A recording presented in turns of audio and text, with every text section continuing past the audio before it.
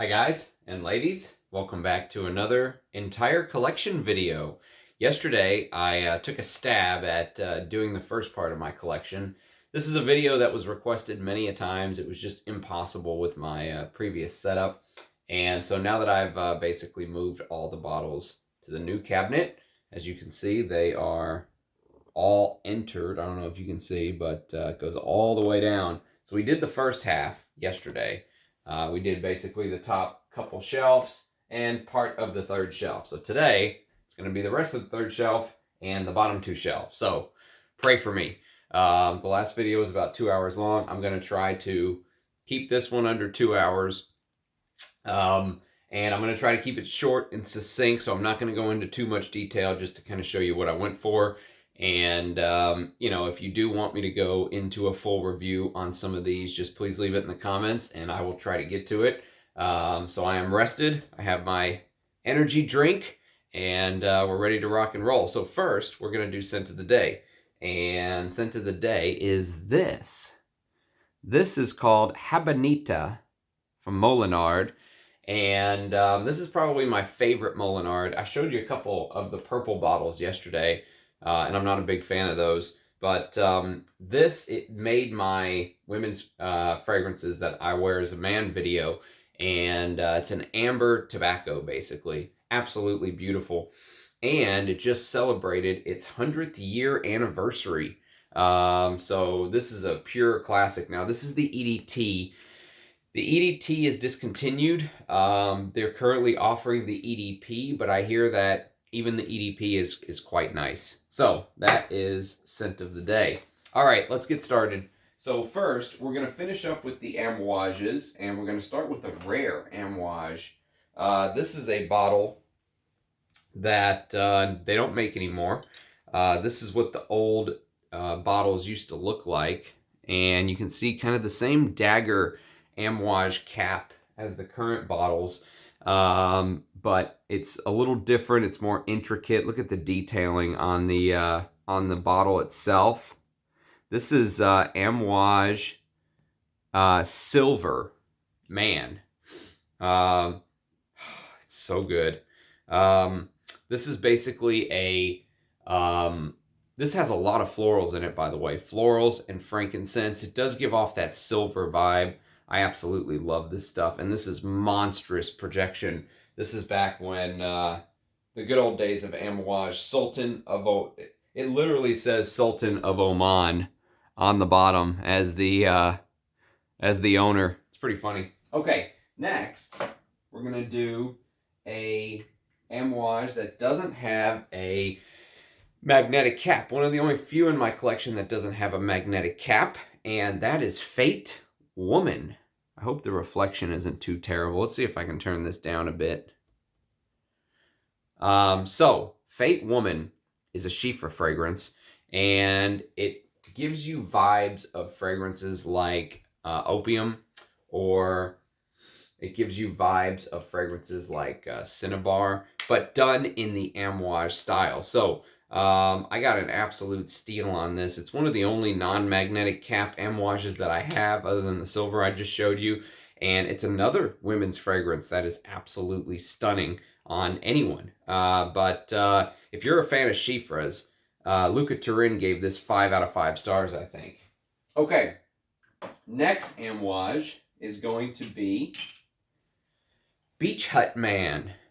Now, Beach Hut Man is green, and more green. There's mint, there's galbanum, and it's a little bit peppery, I would say. Again, I don't have the notes in front of me, so it's a little hard remembering all this stuff, but I'll tell you what, Beach Hut is another beast from Amouage. This thing lasts forever. In fact, it's so tenacious that it's one of the ones I really have to be careful on the trigger, because you can go crazy. You can go crazy with this stuff. And believe it or not, I will wear this in the summer. But it's not Beach Hut. Don't think beach on a don't think hut on a beach. Think hut in like a green forest. That's what that smells like. And then there's Memoir Man. This is the only one I don't have with a cap. And I really regret getting this bottle, even though I got a great price, because it doesn't fit with the rest of my collection with caps. This is also green, but it's more wormwood. So it's absinthe. Think of like, think of absinthe and wormwood in this strange forest. And this is one of the first Karine Vinchon Spenna fragrances, one of my favorite female perfumers. Next, we are going to do Reflection Man. Now, Reflection Man gets a lot of love and a lot of hate.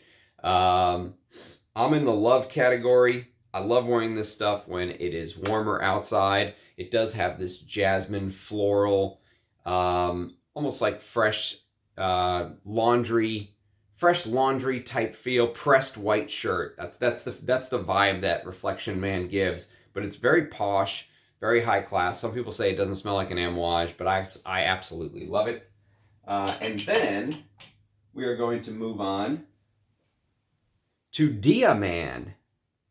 And Dia Man is, this is an older bottle. You can tell by the bottom of the bottle how the numbers are written right there. This is a made in Oman bottle. I don't know who the perfumer is. Jean-Claude Elena did Dia Woman, I know that. But this is one of the most beautiful peony fragrances. I mentioned peony when we were talking about Zonka yesterday from L'Artisan Parfumeur. And Dia Man is the other fragrance that uses peony in an absolutely stunning way, with, of course, the usual amouage notes like frankincense and stuff like that.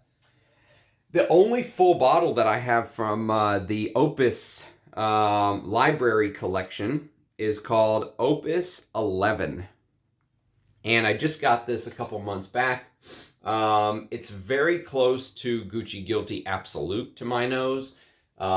Maybe even making one or the other redundant. Since I already owned Gucci Guilty Absolute, this was a little bit of a letdown, but I got a good price on it, and I got it in a bundle, so I'm glad to have it. I was really going for the other fragrances in the bundle, and this kind of came with it, but I like the bottle, but it doesn't stand up very well. The little stand on the bottom makes me a little nervous, but it hasn't fallen yet. And then we're going to go to the last couple amouages here, and we have Lyric Man, which is one of the best lime rose scents that you could ever imagine. This is drop dead gorgeous jammy rose and pine. So there's pine, there is lime and rose, and when I first tried this, I hated it. And I actually gave the sample to my mother because I thought, no way will I ever wear a fragrance with that much rose. And now here I am with a full bottle. This is a made in Oman bottle, and this stuff is absolutely amazing. One of the best modern rose fragrances for men. And then the final amouage is Gold Man, the first amouage for men. And Gold is this rose hip orris floral fragrance. It's very close to Joy from the house of Jean Patou, which I absolutely adore that fragrance, and this one as well. It does have civet. The civet in this is a little bit more turned up compared to Joy, so you have to like your fragrances a little bit dirty. If you get the older non-magnetic caps, even more so. But I do hear that this has been reformulated. So if you can find one of the older bottles that has the name on the collar or one of the non-magnetic caps, that's what you want. But this is not Arabic perfumery. This is fine French perfumery put into a amouage bottle. Guy Robert made this, and I absolutely love this stuff. But it does get a little baby powdery, so you have to be careful with that. If you don't like powders, test that one first. Okay, now we're going to go to the house of Bois 1920, and this is Sushi Imperial. This is like a cinnamon citrus ginger fragrance, hence the sushi name. Don't get too... This is one of the scariest named fragrance of all time. However, you have to make sure to go for the EDT. I've never tried one of the eau de parfums from Bois 1920, but I hear they're not as good. They've been reformulated. Rich Bitch did a video on Bois 1920 in his reformulation issue long ago, so you can go check that out. But if you can find these older EDTs, that's what you want. Next is going to be a fragrance called Real Patchouli. This is one of the best amber patchouli fragrances. Brooklyn fragrance lover, Carlos, rest in peace, my friend. He loved this fragrance. He said this was his favorite patchouli fragrance. And I thought, well, heck, if it's good enough for him, it's good enough for me. And he wasn't lying. This is an amazing amber patchouli. Right up there with the best amber patchoulis, I would say. But I do have the EDT. The EDP, I can't speak to. It does look like the juice color has been completely drained of any color in the new one. So there has been some sort of reformulation. I just don't know. I've never compared them. All right, next. We're going to do the final Bois 1920, which is Vetiver Amber. So Vetiver and Amber, basically, is what this stands for.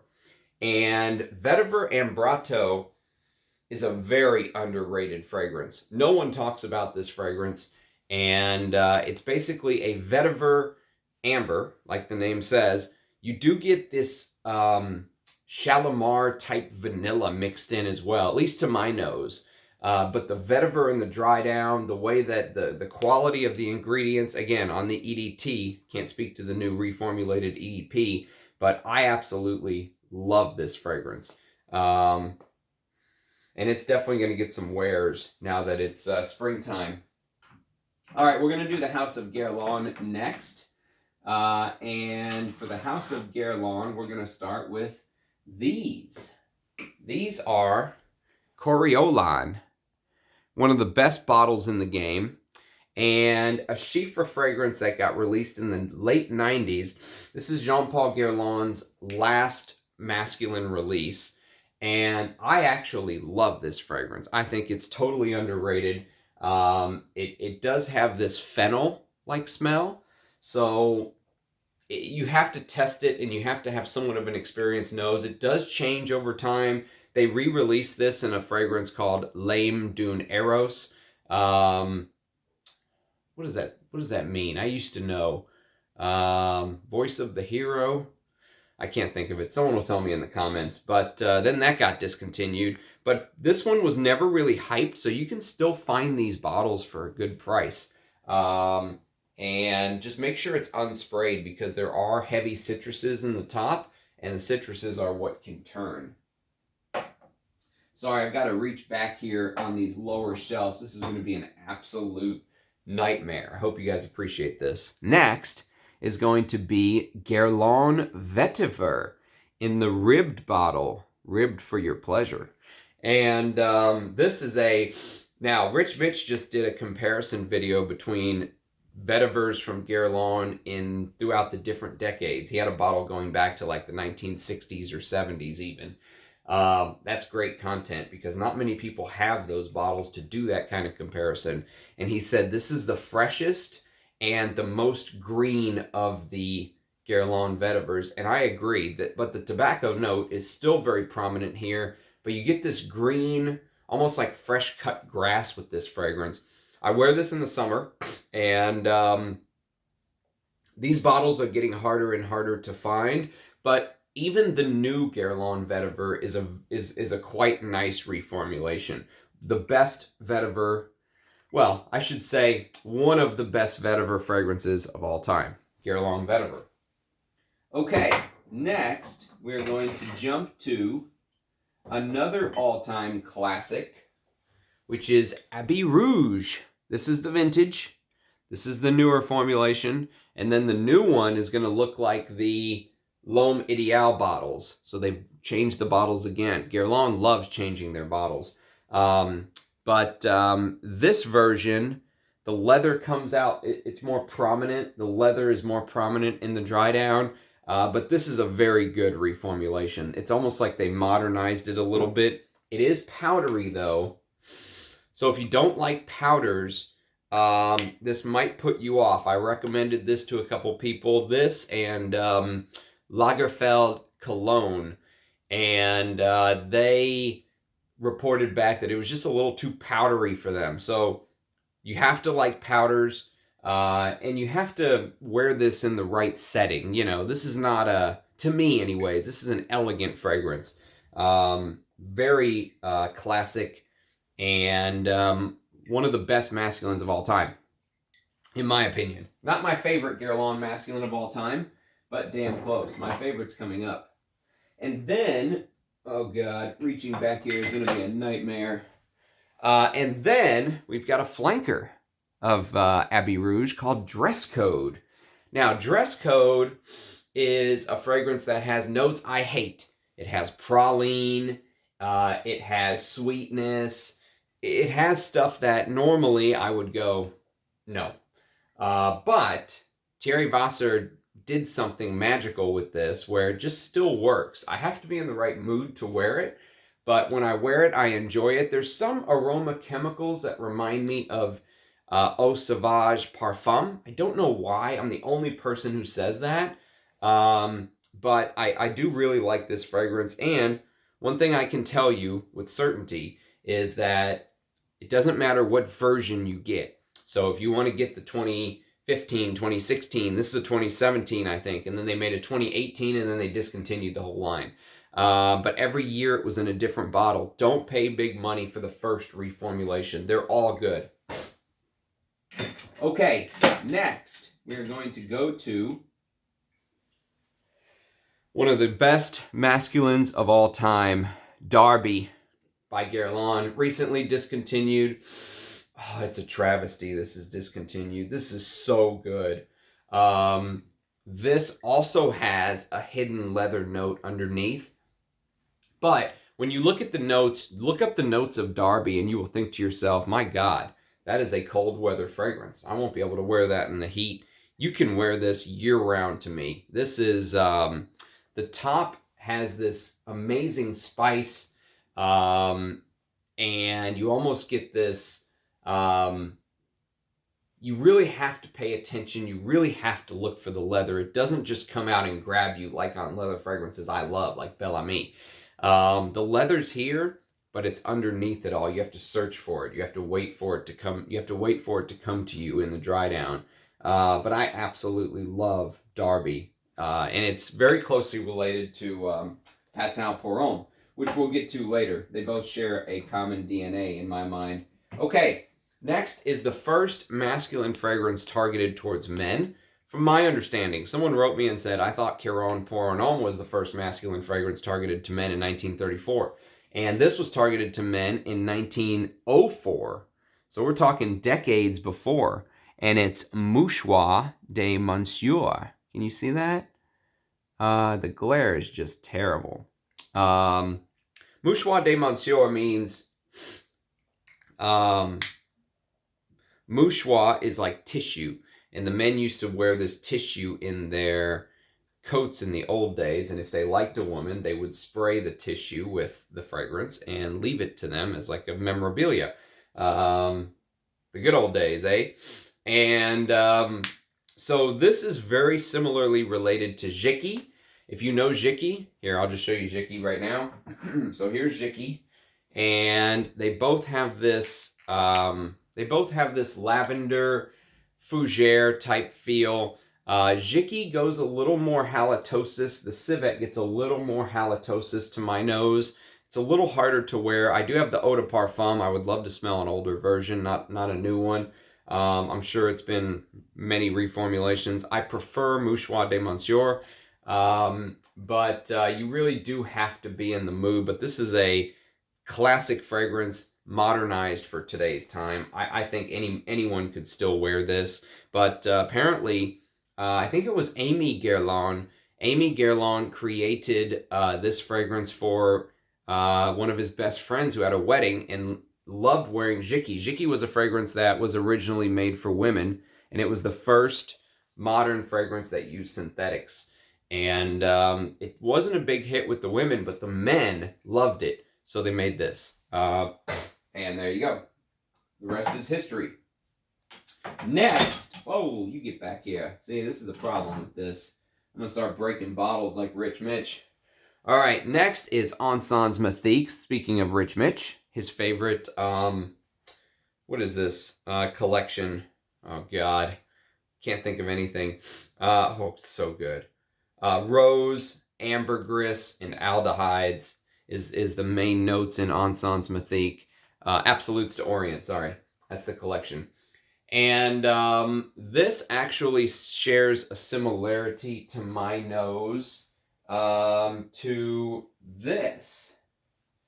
This is Imitation Man, and I showed this yesterday, but this shares a similarity. This is almost like a niche version of Incense Extreme. Or maybe I'm crazy, but Incense Extreme is a very introspective fragrance. You know, you're looking out at the ocean kind of thing. That's the vibe that I get. Okay, next is a leather fragrance that I absolutely love. Some people hate this because it's so tenacious and heavy, but I actually love it, and I love the osmanthus note too. It is Quia Intense by Guerlain.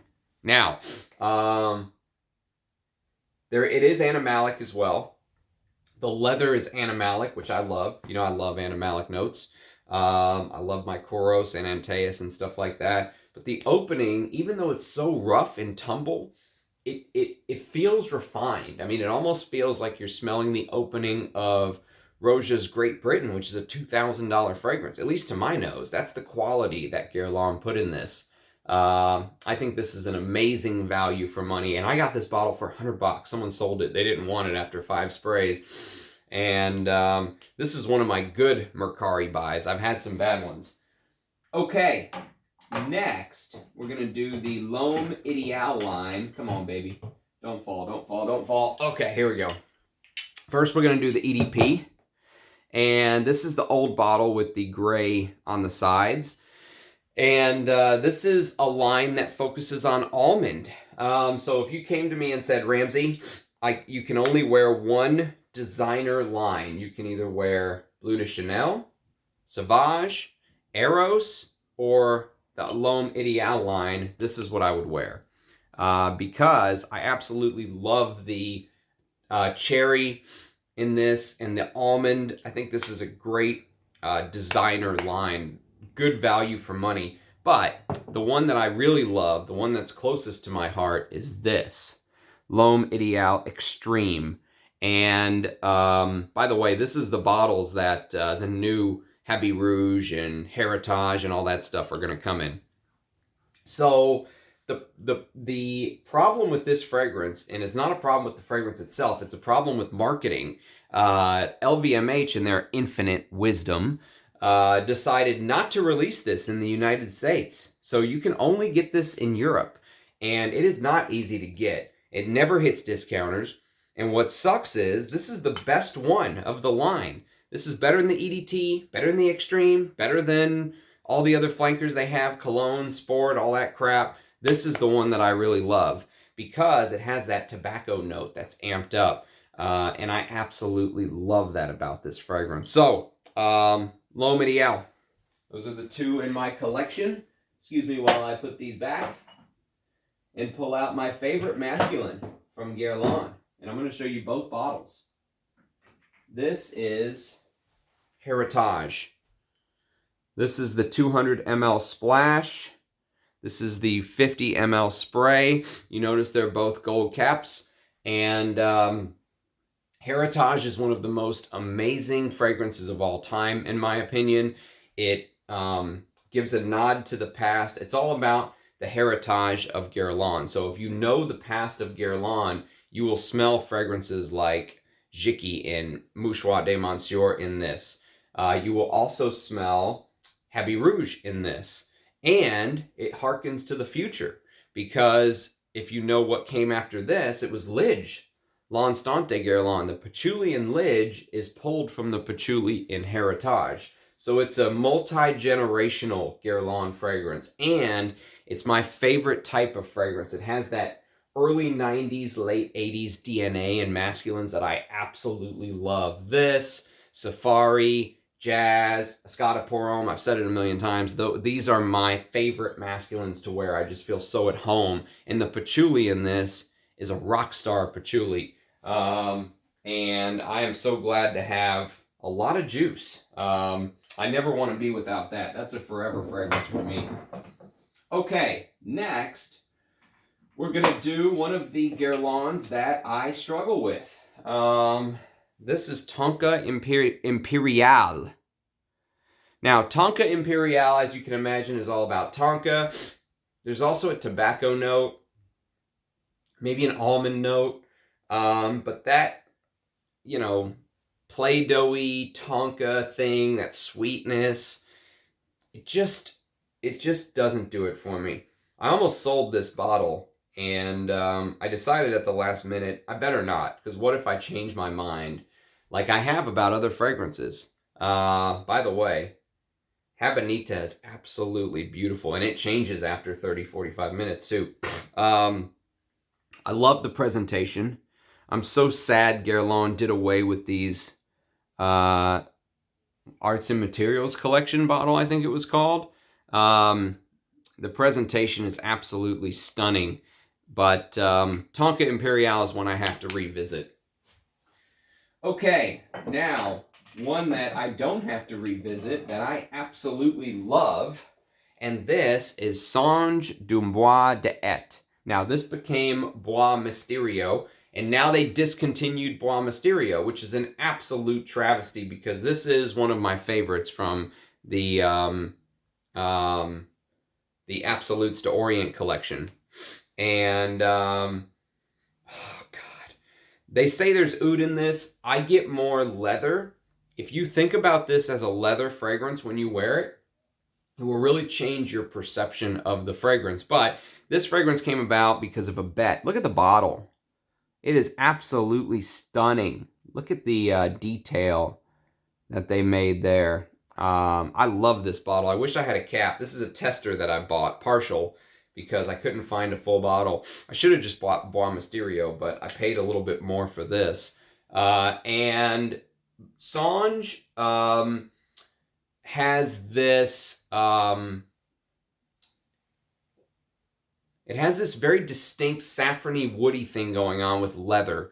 And this came about as a bet by Thierry Vasseur, who, when he visited the Middle East, they basically said, you Frenchmen don't know how to do Arabic perfumery. And he took that challenge, and he created this. And I think it was the start of the Absolutes d'Orient collection. And I love this fragrance. I am in love with this fragrance. I wish I had a backup bottle. It is, to me, it's just so... it's so interesting to wear. It's one of my favorite Guerlains to wear. Okay, speaking of favorite Guerlains to wear, we already talked about Heritage. Now we're going to talk about Lidge. L'Instant de Guerlain. They're both the same fragrance, but this is the earlier iteration. This is unsprayed. I've never sprayed this bottle. This is a backup, but I hear it's exactly the same. And this is the Eau Extreme, which, again, is basically the exact same thing. They just took the black piece off. They love changing their bottles. Guerlain loves it. They're in love with changing their bottles. They're addicted to it. And what I hear is don't pay big money for the older bottles. The new formulation, they call it the Eau de Parfum now, is absolutely fine. Maybe the older bottles are a little bit better with projection and longevity and stuff, but the scent is intact. Guerlain does a good job reformulating because they have an in-house perfumer. And this is one of my favorite masculine Guerlains, of course. Oh God, I just see tragedy putting all this stuff back. Okay, now we're going to jump to a couple old school fragrances. And the first one we're going to do is L'Air Bleu, one of the best heliotrope fragrances of all time. And this definitely gives off that Play-Doh-y, buttery heliotrope. And I get big purple. I see the color purple when I wear L'Air Bleu, which you should, because it's the blue hour, the night or the time right before the sun goes down. This fragrance came out right before World War I, and the world was about to go to war. And Le Bleu really almost encapsulates that mood. It's not just a time of day for me. It's also a mood of the world at that time. You know, it was a time that that there was a lot of fear, a lot of angst, you know, kind of holding on to the moment right before war. And this fragrance is very introspective. It really, if you just want to spray something on and sit in your house and look out the window and think, Le Bleu. Okay, then we're going to do Shalimar. This is the current eau de parfum. You can see I have these little refills because I don't care about the bottles. I care about the juice. So I get the best price on the juice that I can. And Shalimar is one of the best fragrances ever created, full stop. Definitely my favorite vanilla fragrance. I love that vanilla, bergamot, castoreum. There's a fragrance coming later on that was done by the House of Creed that I feel like they kind of took this DNA and you just used the highest quality materials they could. But if you don't know the story of Shalimar and how it came about, and you need to just look it up. Just look it up, read the story, read how it all came about, read about how it ties into the Taj Mahal and all that stuff. Some of the older bottles even have this water pattern going down them that look like the fountains at the Taj Mahal. It's an amazing fragrance. I never get bored of Shalimar. I could wear it anytime, and it's a masterpiece. And next is Val de Nuit. This is the EDT. This also has a long story with it, but this is a little bit more green. It's still very complex, as were fragrances at the time. I bought the EDT so I can wear it in a little more situations, but another women's fragrance. Actually, the last couple have been women's fragrances that I love to wear. And so is this one. This is Mitsuko, one of the best Schiffer fragrances of all time. It's a Schiffer construction with peach. And what can you say about Mitsuko that hasn't been said? I mean, it's just beautiful. Even the story behind it. There's some betrayal. But Mitsuko is... it's so complex. It's probably one of the best value for money fragrances that you can buy. You know, I got this for $40 or something, I think. The eau de parfum. The eau de parfum is heavy. If you like your fragrances a little heavier, go for the eau de parfum. If you want them a little more airy and transparent, go for the eau de toilette. I also have, let me see if I can show you this real quick. Oh God, here we go. I'm gonna go to this side now. I also have the Eau de Cologne in the watch face bottle. And the Eau de Cologne is beautiful too. So I could wear this in the summer. And I could wear the EDP in the winter. No matter the formulation, Mitsuko is absolutely gorgeous. I would love to have a X-ray, an old X-ray. They're so expensive. Even the modern X-ray, Guerlain is very proud of. Okay, now we're going to go to a fragrance that apparently Gerard Anthony worked on with Jean-Paul Guerlain, and that is, whoops, let's show you the right side, shall we? That is Samsara. Now, this is the second version, I think. The first one apparently was clear. I had my versions mixed up. I thought this was the first one, but it's not. This is the second one. But I think it's still old enough that there is Mysore Sandalwood in it. It's got the 5-digit batch code. But there is a certain point in time where they had to stop using Mysore Sandalwood. But this is sandalwood and jasmine. And the sandalwood was apparently dosed at 30%. Huge sandalwood concentration. And Jean-Paul Guerlain apparently got some help from Gerard Anthony. He of Balenciaga fame and many others. One of the best masculine fragrance creators of all time, Gerard Anthony. And then finally, we're going to do Guerlain Homme Intense. Now, this bottle is discontinued. Again, they stuck it in the, I don't know what they call it, the Listerine bottle, and now they discontinued that, and they stuck it in the L'Homme bottle. But I actually really like this presentation with the giant atomizer and the giant Guerlain B on the top. This is a 90 ml, I think. Yeah, 80 ml. But this is basically mojito in a bottle. That's pretty much it. I guess I should speed this up. We're going to be here forever. Okay. Next, we're going to do some Frederic Malls. So let's do some of these. Yesterday, Frederic Mall was my scent of the day. So you got to see Frederic Mall yesterday, but you'll get to see him again. So yesterday it was Promise, which I absolutely love. I'm in love with Promise. Oh, green apple, labdanum, castoreum in the dry down. It is so very good. And it's a huge fragrance, gigantic. And then we're going to do Monsieur. Now, Monsieur is a very strange fragrance. In fact, Rich Mitch says he still can't decide after many years whether he wants a full bottle or not. I knew I wanted a full bottle. I'm a patchouli lover. You know, leather, patchouli, those type of notes are right there for me at the top of my favorite notes. And this is a patchouli that apparently they extracted, they did some sort of extraction process that distilled the patchouli down. And they added tangerine and rum to the combination.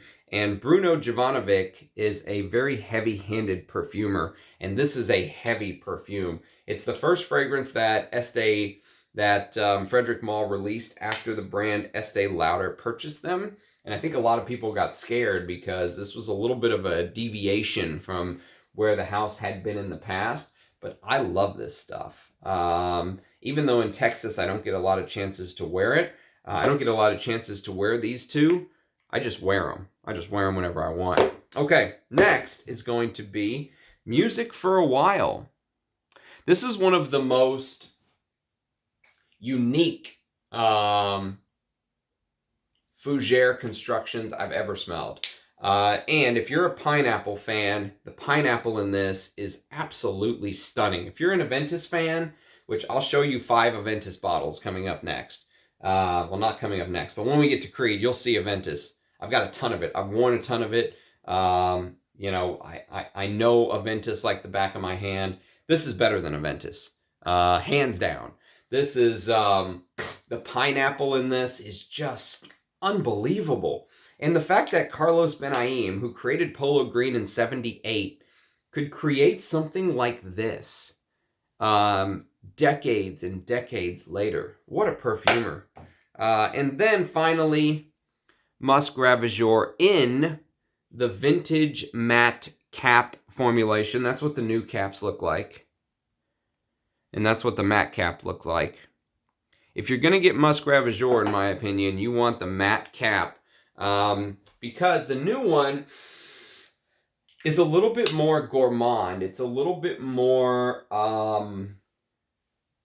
it almost smells more like a Cinnabon, whereas this has more layers. It's dirtier. You know, if you like dirty fragrances like I do, you have to get the vintage matte cap, or else I would probably just pass on the fragrance, to be honest with you. Okay, let me put these back, and then we will go for Dior's. Actually, before we do Dior's, let's do some Patou. Let's do some Jean Patou. Patou pour Homme. One of the most sought-after masculine fragrances of all time. Bottles of this are going for $1,000 or more on eBay. This is a tester bottle. And as you can see, why it says Mysore Sandalwood right there. And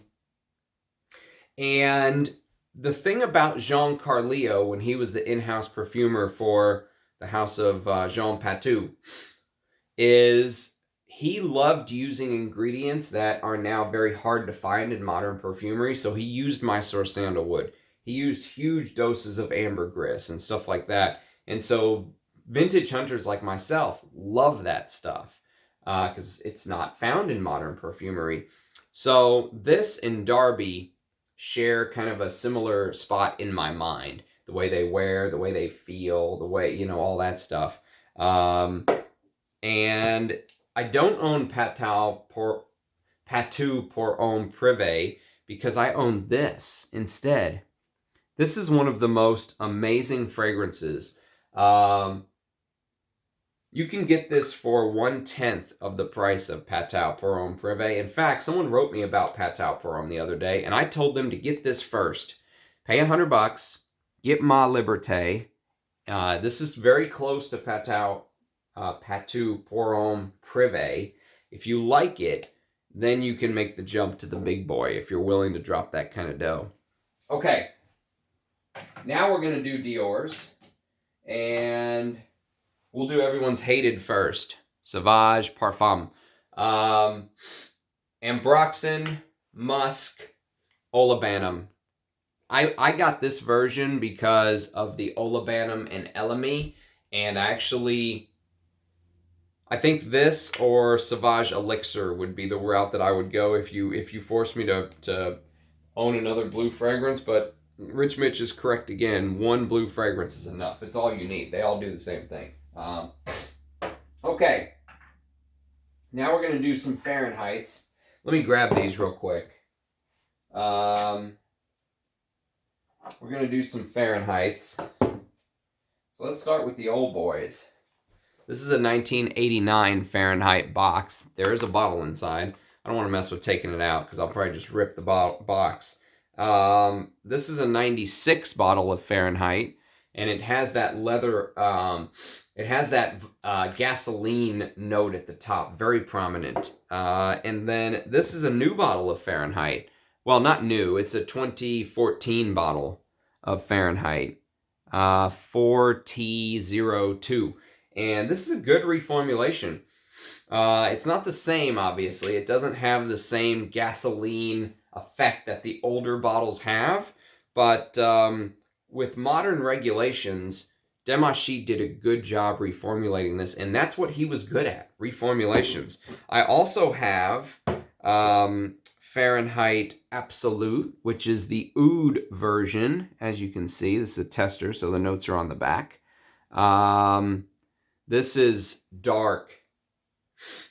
Robes 08 called this the devil's juice, and I don't know about all that, but this is probably the best flanker of all the flankers of Fahrenheit, including this. This is the Le Parfum. This is just a little bit too sweet. It's almost like if you emasculated Fahrenheit, made it more unisex, and added a bunch of vanilla. And for me, there's not really a place for vanilla in Fahrenheit. Fahrenheit and vanilla are like, it's almost like they don't mix. So it's like, this could be called a good fragrance, but it's not Fahrenheit to me. Let's put it that way. It's something completely different. All right, let me put these back. And then we'll move on to the next one. See if I can do this without breaking a bottle. If I break a bottle, you guys got to start a GoFundMe or something. Buy it back for me. Come on, baby. Get back there. Yeah. Okay. Next, we are going to do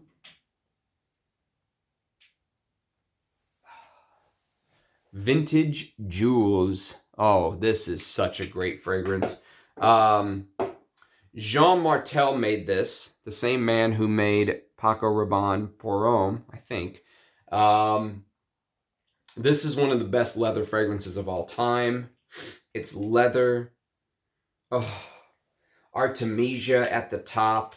It's so green at the top, and then it just goes into this lovely leather in the base. Absolutely stunning. Try to get this bottle, but I do hear the new bottles, the reformulated bottles, are quite good. This is Santol Noir. This is a decant of Santol Noir. It is Mdci's take on maybe like a privé version of Egoist. It has rose, ambrette, and sandalwood. And then this little gem. This is Poison, the Esprit de Parfum. So someone asked me the other day in the comments, they said, what does Parfum de Toilette mean? Did you make a mistake when you said Parfum de Toilette on one of the Roches? Roches Femme, my Roches Femme is a Parfum de Toilette. And I explained, no, these brands used to use strange words in the late 80s before they kind of created a uniform code of what to say with different concentrations. So instead of extrait, in this case, Dior used to use Esprit de Parfum. That was their word for extrait. So this is the extrait of Poison. And let me tell you something. It is the most gorgeous tuberose fragrance you will ever smell. These share something in common. This actually lost out to this version for the Dior Poison Brief, and then Alain Delon picked up Iquitos. But if you like one, you should definitely try the other. Fantastic fragrance. All right, let me try to pull out these Dior Hommes without breaking anything. Dior Homme. Okay, so Fève Delicios. Another Tonka fragrance, like Tonka Imperial, that I hate. I despise this fragrance. I think it's too sweet. It's too goopy. It's not me. This is me. Leather Oud. I love this stuff. Even the reformulated newer bottle is still amazing. I wish I had an older bottle, but as soon as I heard it was being discontinued, I just ran and bought this. I couldn't help myself. I had to have a bottle. I couldn't be without one because this stuff is amazing. This is a 2018 bottle, by the way, right when they changed it. And I think this is a tester that I scored. Not for sale. But I'll tell you what a fragrance. Leather, oud, animalics. If you can't afford this and you want to get in the ballpark, you can check out this One Man Show Oud Edition. I showed it yesterday. Great way to get your feet in the door with an oud. It's probably the same generic oud that 99% of these houses use anyways. And then we're going to do the Dior Homme line. First, the original. Dior Homme. Silver stem. This is actually a 2005 bottle. This is an original release bottle. You can tell by, well, the batch code is 5G02, but you can also tell because it has Dior written on the stem, and I don't think the newer bottles, the 2007 and ons, I don't think they actually say Dior on the stem. God, I love this fragrance so much. This is one of my favorite iris fragrances. I don't care that it's not the expensive iris. I don't care about any of that. All I know is that Olivier Polge knocked it out of the park with this one. This is one of my favorite designer fragrances of all time, full stop. And then there was a flanker that Mdci did. This is the 2011 version of Dior Homme Intense. Everyone says makeup-y iris. I get that with ambrette. A great fragrance, but my heart is with the original. You know, the original is more detail. It's more detail-oriented. It's a joy to wear. And then finally, Dior Homme Parfum, the one that somehow became a bro fragrance. How did this become a bro fragrance? Somehow it did. The ambrette and the leather is amped up in this fragrance. You still get the beautiful iris. Dior does iris fantastic in this series. That's why Dior Homme 2020 was such a travesty. For them to take the iris out and call it the same name is a war. It's a crime. They should try Dior for war crimes for trying to release Dior Homme 2020. Excuse me whilst I hydrate. You know, I went 2 hours yesterday doing this without taking a sip. Man, my throat was dead dry by the end of that video. Okay, next, we're going to do this. Dior Dune Pour Homme. And this is the older Christian Dior bottle. The newer ones that just say Dior are still good. Don't get me wrong. But if you can find the older Christian Dior bottle, that's what you want. One of the best fig fragrances of all time. It's so pleasant in the summer. So easy to wear, especially where I'm at in Texas. You can just lather it on. And then, speaking of easy to wear, this is Dior Higher. This is a pear fragrance. And I think there's even pear tree bark in here as well. There's some woody stuff in the base, but I bought this because of Christo. I actually watched a video he did from like a decade ago, a long time back, where he said he really liked this fragrance and it's underrated. It's not bad. It's not the best Dior though, but it's good. It's a Dior. I mean, most times they don't make bad fragrances. Most times. The old Dior, let's say that. And then speaking of old Dior, this is an old houndstooth bottle of Diorella. This is a Chiffre fragrance. Luca Turin or Tina Sanchez, one of them in their book, wrote that this smells like a Vietnamese fish market. And they were trying to be funny, obviously. This does not smell like a Vietnamese fish market, okay?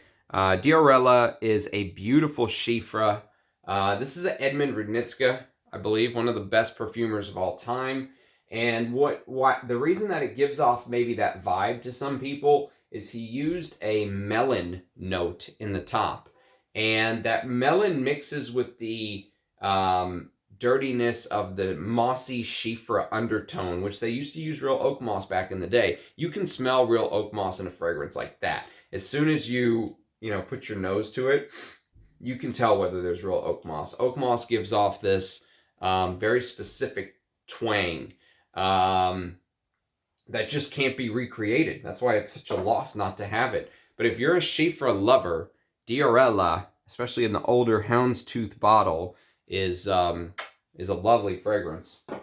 And then a couple more Diors. Don't fall, don't fall, don't fall. Okay. One I don't like and one I like. Eau Sauvage. Now, I actually found, this is the EDT from 1966. I found the box.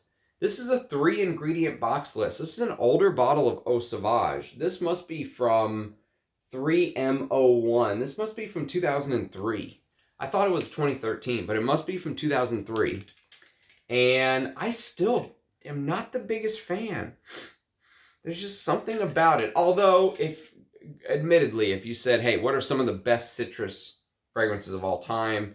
This would have to be up there. Cumin is listed in a note. I get 0 cumin. I just get this very fresh citrus Hedione thing.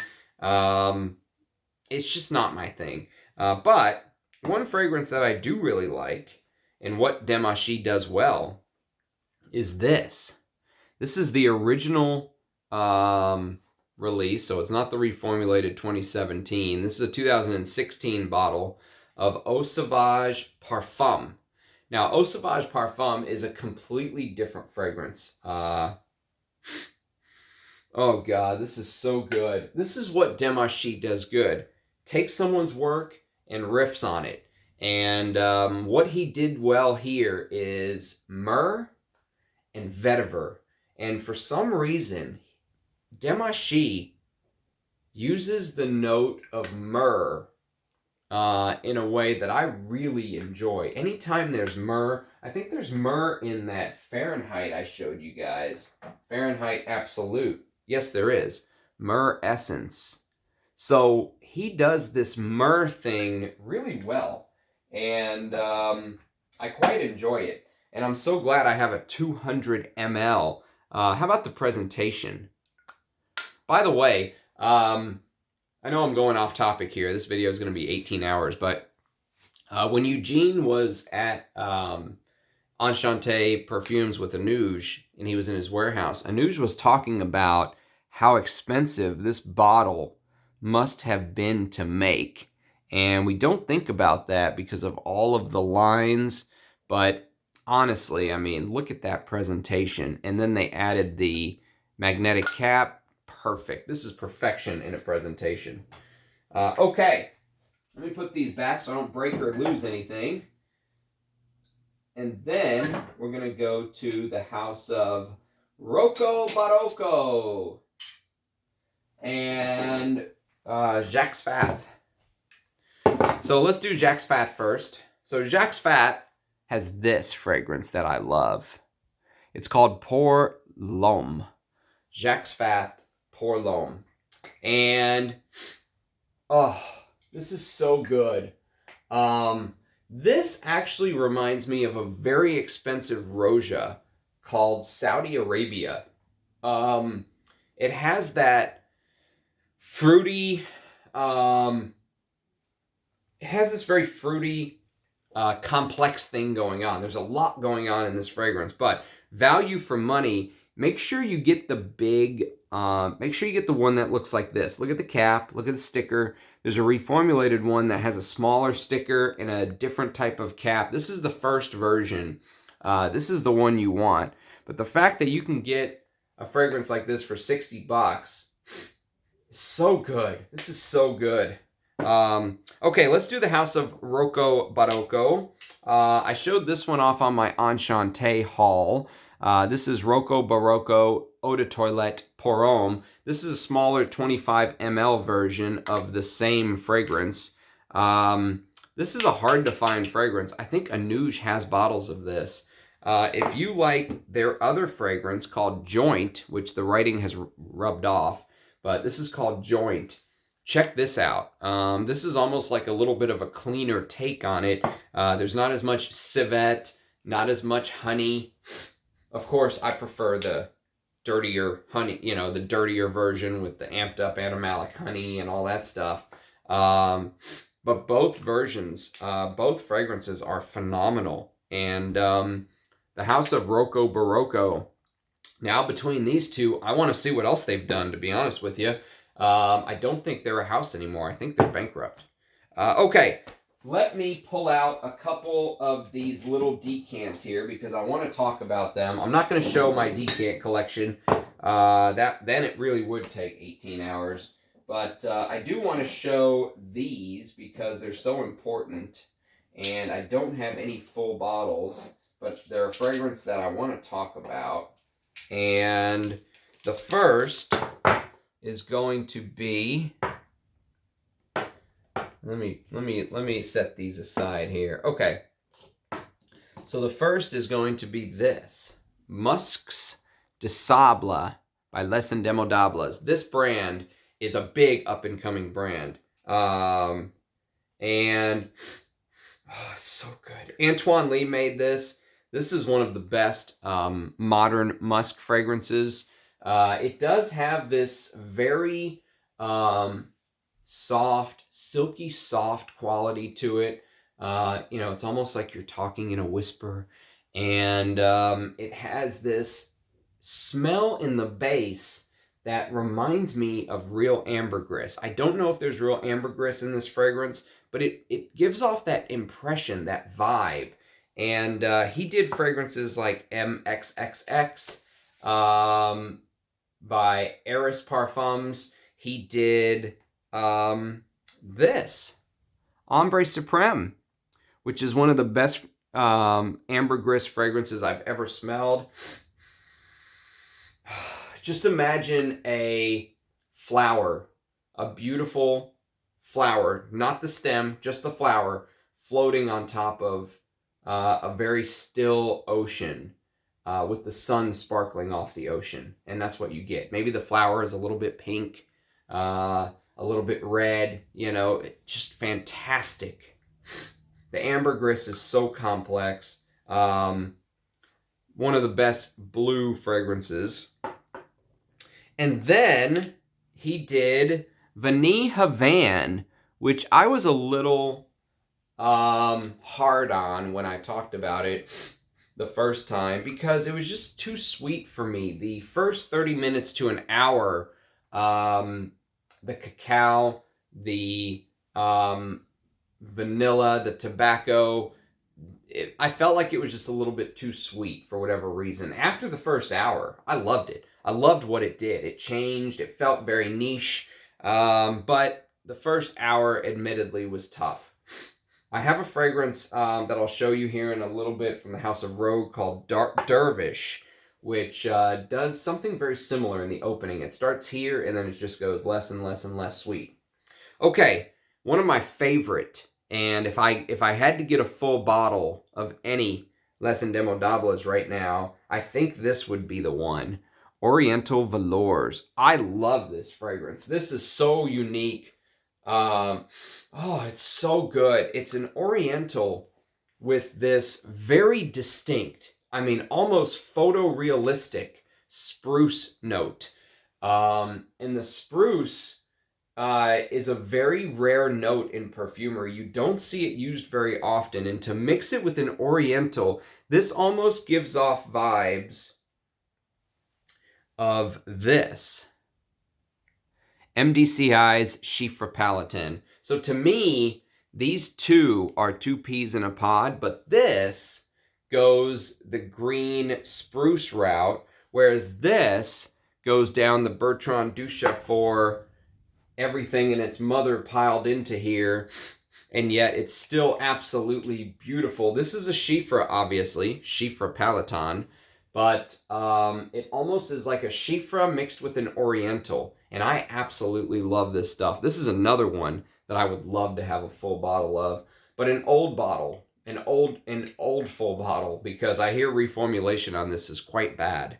Okay, also, getting back to Les Indemodables before we go back to Mdci, this is Rose de Jamal. Go to Parfumo and type this fragrance in and look at how specific the notes are. They are very specific to a certain part of Morocco. And I think this is also a Antoine Lee. This is a fantastic rose fragrance.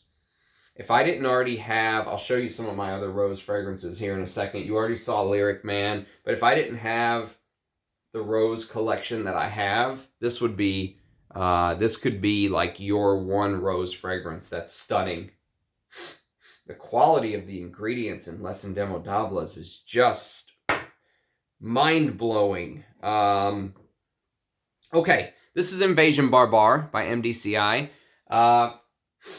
Probably the most hyped fragrance that doesn't deserve the hype to me. For me, I would take Chiffre Palatin all day. All day. Chiffre Palatin just knocks Invasion Barbar out of the park. Although they are completely different fragrances. Invasion Barbar is a modern take on a barbershop scent. This is created by Stephanie Bacouche. And I think it's one of the only real hits that she had. But I could be mistaken. I think she did some stuff for Goutal. And then I also have this, which I've never smelled. I've never sprayed it. I've never smelled it. I got this decant. It's called L'Elegant from Mdci. It's a new one. It came out last year. Somebody, it might have been Zhao, was saying that this is very good and underrated, and no one talks about it. And so I thought, okay, I'm not going to just go blind by it, but I will get a decant. So I got myself this 10 ml decant, and I'll do a first impression for you guys one day. Okay, now, you'll have to excuse me, because I'm going to put all this stuff back, because I don't want it to just sit on my desk, get broken. So you're going to see my back for a little bit. Apologies. All apologies. Okay, let's see. Come on, baby. Go back to your home. Okay, so far so good. No broken bottles. Everything in its place. Okay, you go here. You go here. And you go there. And Dior Homes.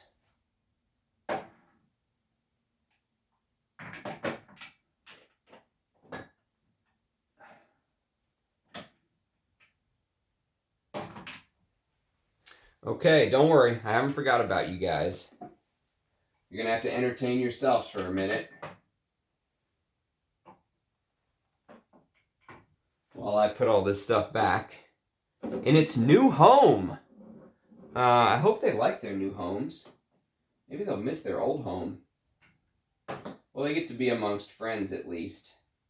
I did put them with their own brand. I'm not a total heathen. Okay, bottom two shelves. Here we go.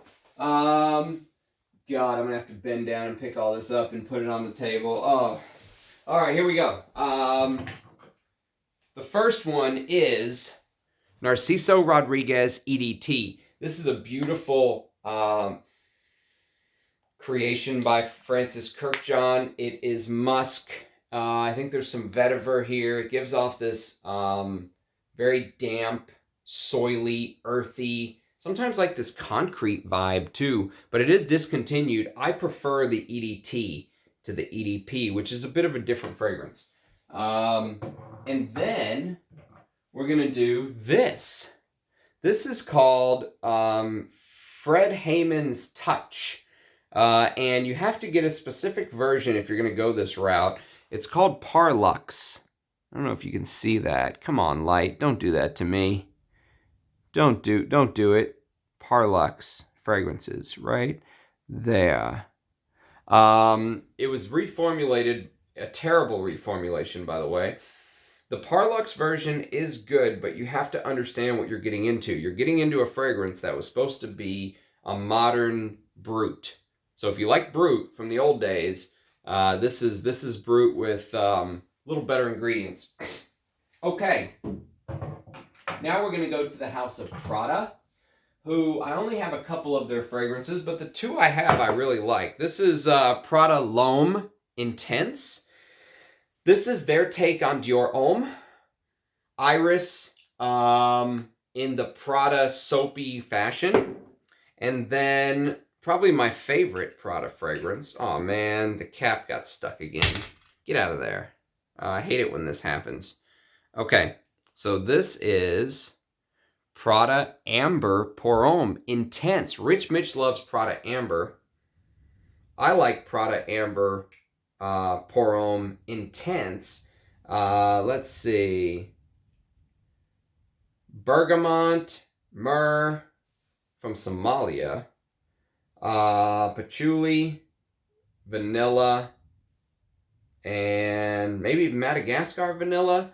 Either way, you get this very soapy Prada.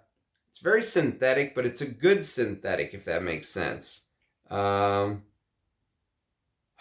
love this stuff. If you want a great office fragrance, Prada Amber Pour Homme Intense. Or the original. Rich Mitch loves the original. Okay, now we're going to do some Dunhill fragrances.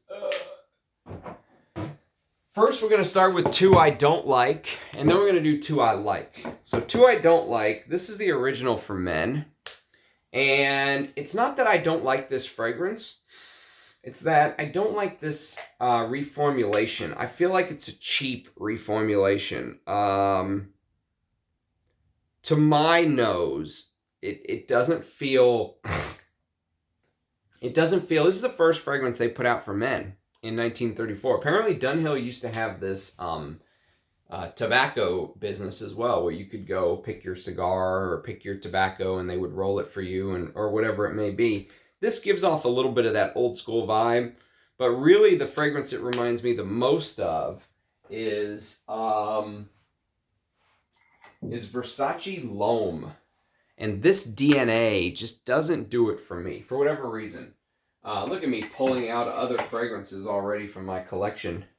Okay, now we're going to go to Dunhill Icon Elite. This fragrance sucks. It's very synthetic. Apparently there's oud in here. This is the fragrance that taught me never to trust Max Forte. Okay, but the one that I do like from this line, the one that I would keep, the best fragrance I've ever smelled from Dunhill, is the regular Dunhill Icon.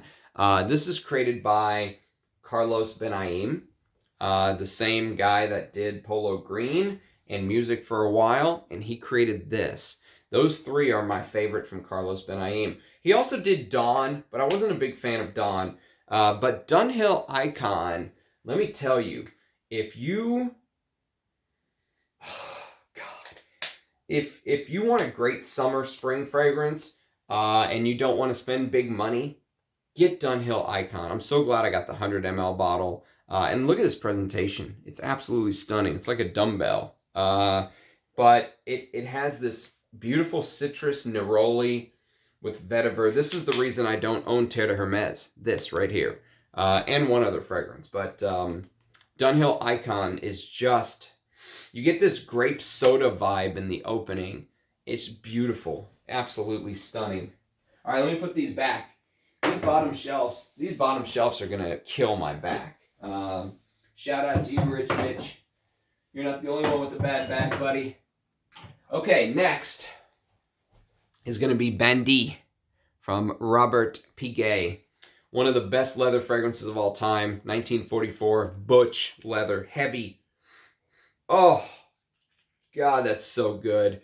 I told you yesterday, if you like this, if you like these kind of leather fragrances, check out Parfums Grès Cabochard.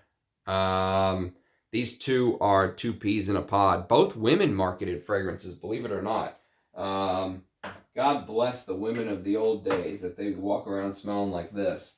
Next is going to be a very rare fragrance, and it's called Bally Masculine. This is a fougere, basically. It has fougere notes. So elegant. Oh, this is top floor. This is $5,000 Xenia suit. This is, I mean, this is peak elegance in the 80s to me. It's very 1980s though. So sad that these are, these are going for like $500 or something, $1,000. I don't know what they're going for. But if you can find it for cheap, if you ever come across this, get it. Don't even think. It is a rare beast. Okay, speaking of rare beasts, we're going to go to the house of Davidoff. I'm going to show you my Davidoff collection. If I can get them out. Come to Papa. Okay. So Davidoff, this is going to be a lot of me bending down. My back is going to kill me. Let's start with the newest one. This is Amber Blend. This is one of the best amber fragrances. Very underrated. If you are a lover of amber scents, I would recommend you try to find this. Amber Blend smells amazing in the cold. Just a great, underrated. This whole line right here. Look at the bottle. This line is very underrated, in my humble opinion. Next, we're going to go back to the start. This is 1984. This is Davidoff for men, EDT. This is a little splash bottle, as you can see. Green, leather, Artemisia. Oh, so masculine. It's so 80s and masculine. I absolutely love this stuff. I wish I had more than 25 ml, but sometimes you got to get what you can get. Next is Davidoff Xeno, probably my favorite Davidoff. This This really will remind some people of Heritage, for example. Some people say Beau de Jour by Tom Ford as well. This has a much darker rose that tends to sneak through. And what you want is you want the Lancaster bottle. Can you see that? Distributed by Lancaster. That's what you want. I also have two backups where it's not engraved, it's a sticker. Might be easier to see the Lancaster there. Well worth 3 backups, let me tell you. I love this fragrance. The patchouli in here is absolutely stunning. Oh God, I gotta put all this stuff back. Before I do, here, let me show you these two. This is Mabussin Pour Homme. I want to say this is a Alberto Morillas, but I'm not 100% sure. This will remind you of fragrances like Le Male. Lavender, vanilla, maybe some, fresh stuff at the top. I don't have a note tree, so I can't tell you, but I think maybe there's like mint or something, at the top, but it's mostly lavender and vanilla, modernized, synthetic, cheap.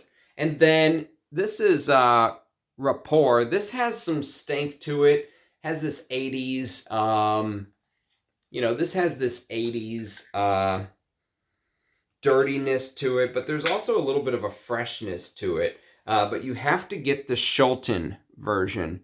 Do not get the, what do they call it? Eden Classics. Don't get Eden Classics. Get the Shulton version if you're going to hunt this down. I got this for $10, so don't overpay for it either. If you like those kind of fragrances and you can't find this, so what? Just wear Koros or whatever else you like.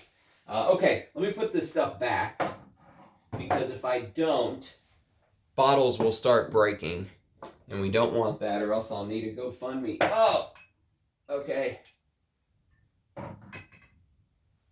All right, let's put these bad boys back, and then we're gonna go to the house of Papillon, and I have 2 from Papillon, Anubis, which is supposed to harken back to Egypt, and when the pharaohs roamed the earth. Oh God, this is so good. This is an amber. I love Liz Moore's work. It's amazing. My favorite Papillon, though, is this. This is Salome, and this is... See if I can turn this down so you're not getting the glare. Even with it all the way down, you get the glare. It's really frustrating. Papillon is a Chiffre fragrance. If you like fragrances like Diaghilev, you have to smell Salome. Salome and Diaghilev play in the same dirty Chiffre animalic sandbox, and this holds its own.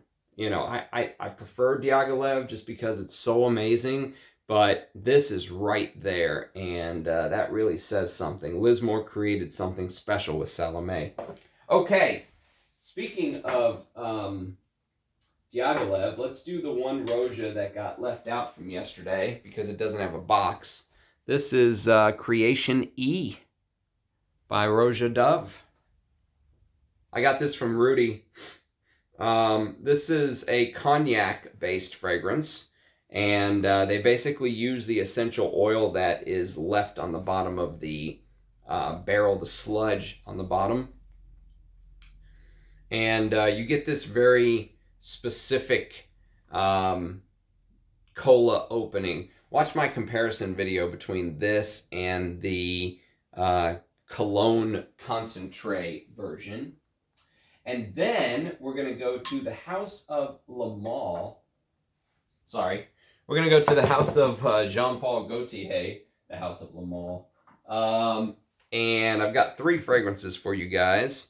Well, let's do the Le Male one first. This is Fleur du Mal. This is one of Francis Kirkjohn's best work.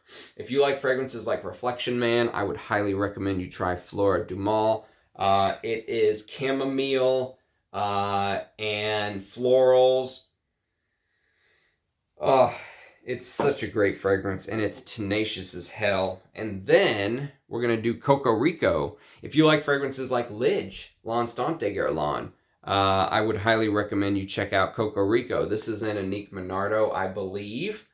And it has this fig freshness at the top. So you get a little bit of that Lidge DNA, or I'll show you a fragrance coming up called Pardon.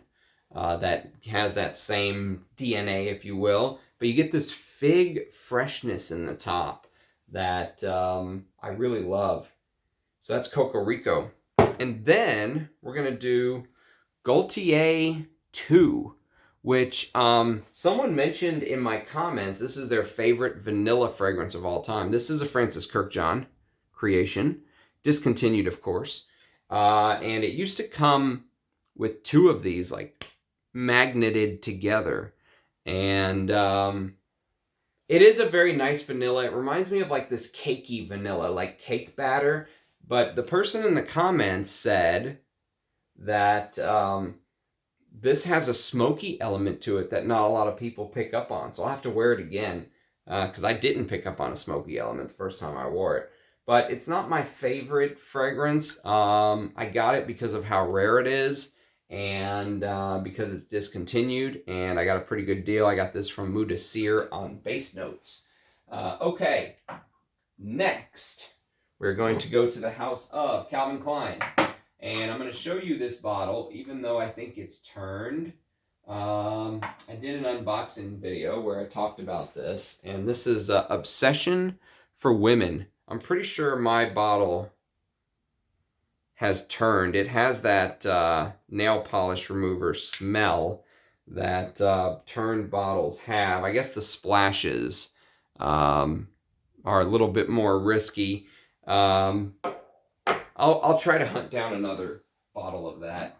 And then I've got a couple modern Calvin Klein fragrances that I don't like, although I have a preference of the 3. And then I have one, my all-time favorite Calvin Klein fragrance. First, the modern ones. This is Reveal. This is the fragrance that taught me that Joy Amin and me have completely different tastes. He likes very sweet, well, he just likes very sweet fragrances. And he was going on and on about this fragrance, Calvin Klein Reveal for Men, that it's the best fragrance ever. No one talks about it. Blah, blah, blah. Well, I bought this on his recommendation, and I quickly realized that I don't share his taste. It is way too sweet for me. Now, granted, it's a strange fragrance. It has agave, and there's some sort of strange liquor note in here, too. But the sweetness is brutal. And then I have the current version of Obsession for Men by Coty, and it kind of sucks. I need to find a vintage bottle, but I just can't find one. They're hard to find in Calvin Klein Cosmetics. Even Anuj doesn't have one. And he has everything. And then probably the best modern Calvin Klein fragrance. I'm going to show you the best Calvin Klein of all time next. But the best modern Calvin Klein fragrance is CK Shock. CK1 Shock. This is actually a really nice tobacco. If you don't want to spend a lot of money, this is probably one of the best value for money fragrances. This 200 ml cost me $19. 200 ml. But it is a little sweet, and it is a little synthetic, and that's what you're going to get in a modern fragrance. But if you have time and money and you can hunt down a vintage, you want this. This is Calvin by Calvin Klein. And this is the Calvin Klein Cosmetics version. And I'll tell you what, this is one of my favorite fragrances of all time. Oh, it's so masculine. It's so good. There's so much oak moss in the base. But there's something, I think there's even chamomile in this. Eat your heart out, Fleur du Mal. But this is so good. This is early 80s. You know, if you're into those vintage fragrances like I am, you have to check out Calvin. I'll do a full review first. Rich Mitch is the only one that's reviewed this, I think, on YouTube. Shout out to Rich Mitch, my brother from another mother. All right, let me put all this stuff back. Oh God, I see the task ahead of us, and it is grim. Okay. Next, we're going to go to the house of a Tête Libre d'Orange. And the first one we're going to do is we are going to do the Afternoon of a Fawn. The Afternoon of a Fawn is a beautiful, stunning rose immortelle. There's this forest floor aspect about it, but it gets almost no love. But the immortelle in this is beautiful. Look at the color of the juice. It almost looks like that hay immortelle flower feel. And then we're going to do Tom of Finland. And Tom of Finland is a leather safraline with this almost like, if I remember correctly, I think it had like this lemon pie, lemon meringue opening, and then it goes into this leather. It's an insane fragrance. But you know I love leathers. Look at the color of the juice. My God, that is sexy. And then we're going to do Rien, which is much more my type of leather. This is Antoine Lee rebelling against modern perfumery. He said, I don't want to work for the big firms anymore. I don't want to, just pump out units. I want to create something unique and special, and he did with Rien. By the way, I haven't eaten anything today, so if I faint, that's why. And the next is Je suis un homme. This is another Antoine Lee. My God, I love this fragrance. I think this is Antoine Lee's homage to Bellamy. He talks about how much Bellamy made an impact on him in his life, and him being in the art of perfumery. And Je suis un homme is almost like a citrusy, fresher take on Bellamy. It has that same oily leather I love. There's some woods in here, but Je suis un homme means I am man, and I love this fragrance. My favorite Eldo fragrance, I would say. Okay, let me put these back, and then we will go to the house of Yope. There's no way this video is only going to be 2 hours. Absolutely no way. Maybe if I didn't have to pull everything out. Okay. Oh, God. Here we go. We're going to do something crazy. 3 at a time. Oh, okay. So, we're going to do the house of Yope first. We're going to do Yope Home. You want the one with the crazy looking tree here, because that indicates that it is the Lancaster version, and that's what you want. There's an interview that Pierre Bourdon did where he says he made this, okay? But both agencies, Parfumo.net and Fragrantica, credit Michel Almerac. So I don't know the story to this. It's very unique. I could totally see this being a Pierre Bourdon, but I could also see it as a Michel Almerac. Maybe they work together.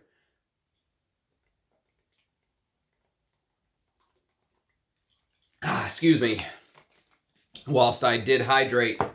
All right, next we're going to do the best tomato leaf note in perfumery. What about Adam? This is so amazing in the heat. Obviously, it has some green facets, but what makes it unique is the use of tomato leaf note, which you don't find very often, hardly ever in perfumery, to be honest with you. But this is so elegantly done. It's discontinued, of course, but fantastic fragrance. By the way, Rich Mitch, if you ever give away more fragrances like this, send them to the Ram. All right, next, we're going to do Animal for Men from the early 90s. This is Animal for Men is a completely different fragrance from Animal for Men. Okay, 2 completely different fragrances. They're both good. They're both good. Don't get me wrong. For the money, the House of Animal puts out good fragrances, shockingly good, in a horrible presentation with that bear claw lightning bolt thing going on. But great fragrance for the money. But this is more citrusy. It's not what you would expect. If you bought this, if you bought this thinking you meant to buy this, you would be shocked, because this came out 1 year before Amen. And it is very similar to Amen. No one talks about this similarity, but I think that, you know, this took the original Angel and did a take similar to Amen before Amen did. And this is a fantastic fragrance. For the money, it's unbelievable that you can still buy a fragrance like this, and no one owns them. They own themselves still. They haven't sold out to a bigger company. They just pump out their units every year, and they do it their way, and I respect that. They did release this, Animal Gold, which is like a modern, sweet... I like the house so much, I took a chance. Blind bought this because I got a good deal for it. Instant regret. It's just not my thing. It's like a strange mixture of 1 Million and Sauvage, or I don't know. It's not my thing. I'd rather wear the other Animal fragrances, to be honest. Okay, next we're gonna do the House of Estee Lauder, where I have 4 fragrances to show you, and the first one is going to be this, Knowing, by Estee Lauder. This is a beautiful floral sheaf. Oh, it's so good. It's not their best fragrance though, but it is very good. For the money, for what you pay, this kind of perfumery is dead. So even though this is marketed towards women, a man can easily wear this. Next, we're going to do Lauder for men. I think this is a newer bottle, and I bought this newer bottle because Thomas from Early Greek said that this is the best modern, if you just want to spend your $70, have a fragrance direct from Estee Lauder website, you don't want to mess with older versions, this is it. I wish I would have messed with older versions like I normally do, to be honest with you, because this fragrance, it has that galbanum citrusy thing going on. It's a good fragrance, don't get me wrong, but it's not my favorite. I would rather wear this or this. This is my favorite Estee Lauder fragrance of all time, but this is also amazing. This is Youth Dew from the... Oh, God. What a fragrance Youth Dew was. This is like Opium 2 decades before Opium came out. They are very similar. And Youth Dew... Oh, God. You can smell, you can almost just smell the real oak moss just emanating off of the atomizer. I mean, it's gotten some use. This is an old bottle that has gotten some use, but I'll tell you what a fragrance. But my favorite what a fragrance is this. This is a proper leather chiffre. Maybe the best fragrance money can buy, you know, just pound for pound. I sent a sample to Rich Mitch.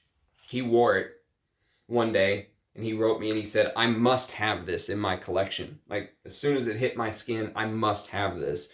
The oak moss, this is a, of course, chiffres rely on oak moss. How can you make a chiffre without oak moss? Well, this is old back in the day. So that's what you want, pure fragrance spray. And you want to make sure it has this gold bit around it, and you don't want to mess with the new bottle. The new formulation is a travesty. They should go to jail with Dior for some of their reformulations. But this is just... I could go on forever about this fragrance. I love this fragrance. I wish I had a backup bottle. Let's put it that way. Let me put these back. Oh, I'm getting too old for this. Oh. Okay, let me put these back and we'll move on to the next brand.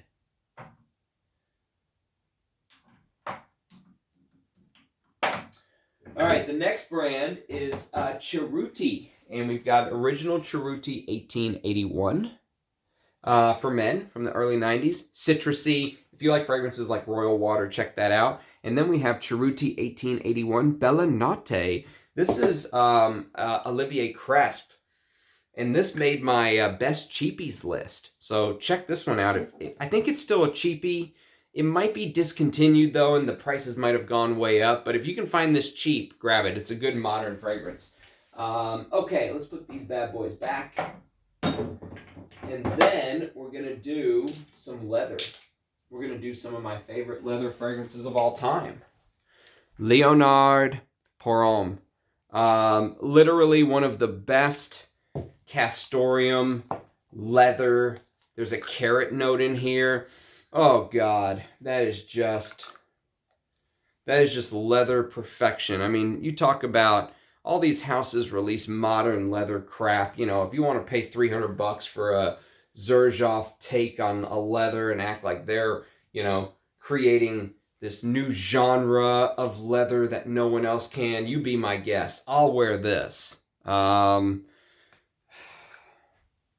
is so good. And I only have 75 mLs. These are all 25 ml bottles, but that'll have to hold me over. Okay, next we're going to do some Hermes. And you know my favorite fragrance is in this list. So, treat for you guys. And my favorite fragrance is this. Bellamy, my favorite leather, right up there with Leonard Pour Homme, maybe even more. This is the original shaker bottle.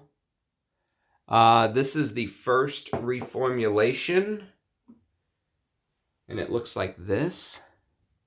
And I have a backup of it. And I am so glad to have so much of this juice because this is leather. Oh, this is spicy, woody leather. You know, it reminds me of my uncle's boat where the leather was covered up all winter under a tarp. You pull off that tarp, you sit on the leather, it's worn. You know, you got the wood dashboard on the ship, on the boat, and maybe the steering wheel is even wood. It's oh God, it's so good. Very, very English, very London, very, you know, I love that fragrance. Roca Bar came out in the 90s. This is basically the smell of like a horse stable. There's a beautiful cypress note in that. And then we've got Equipage and Equipage Geranium, which this is one of the situations where I actually prefer the flanker over the original. The original is just too old school for me. It's a great fragrance. Guy Robert created this, but it's almost, I don't know. It's just too old school. Equipage Geranium modernizes a bit. It's still classic, but it's more wearable. And I like what Jean-Claude Elena did here. I will do a comparison video for you guys soon. One of the new leather fragrances I've got is Cuir d'Ange. And Cuir d'Ange is this almost white tan. Look at the writing on the bottle. That's kind of the feel of it. It's very, it's worlds apart from Bellamy. These are completely different types of leather. This has a hawthorn note in it, and I get some cumin in the top. And then there's a flanker of Bellamy, by the way, I forgot to mention, called Bellamy Vetiver. I love this stuff. Oh, God. Bellamy with Vetiver. And Jean-Claude Elena was very heavy-handed with this one, which is against his MO. So he knew he had to, he had to keep it, you know, keep the tradition of the original alive. And then there's a fragrance called Voyage Hermes. This has a beautiful cardamom note in it. This is very underrated. No one talks about it, and I love the bottle. The bottle's absolutely stunning. All right, let me put these Hermeses back, and then we will move on to the next one, to the next house, which we're getting into the big houses here.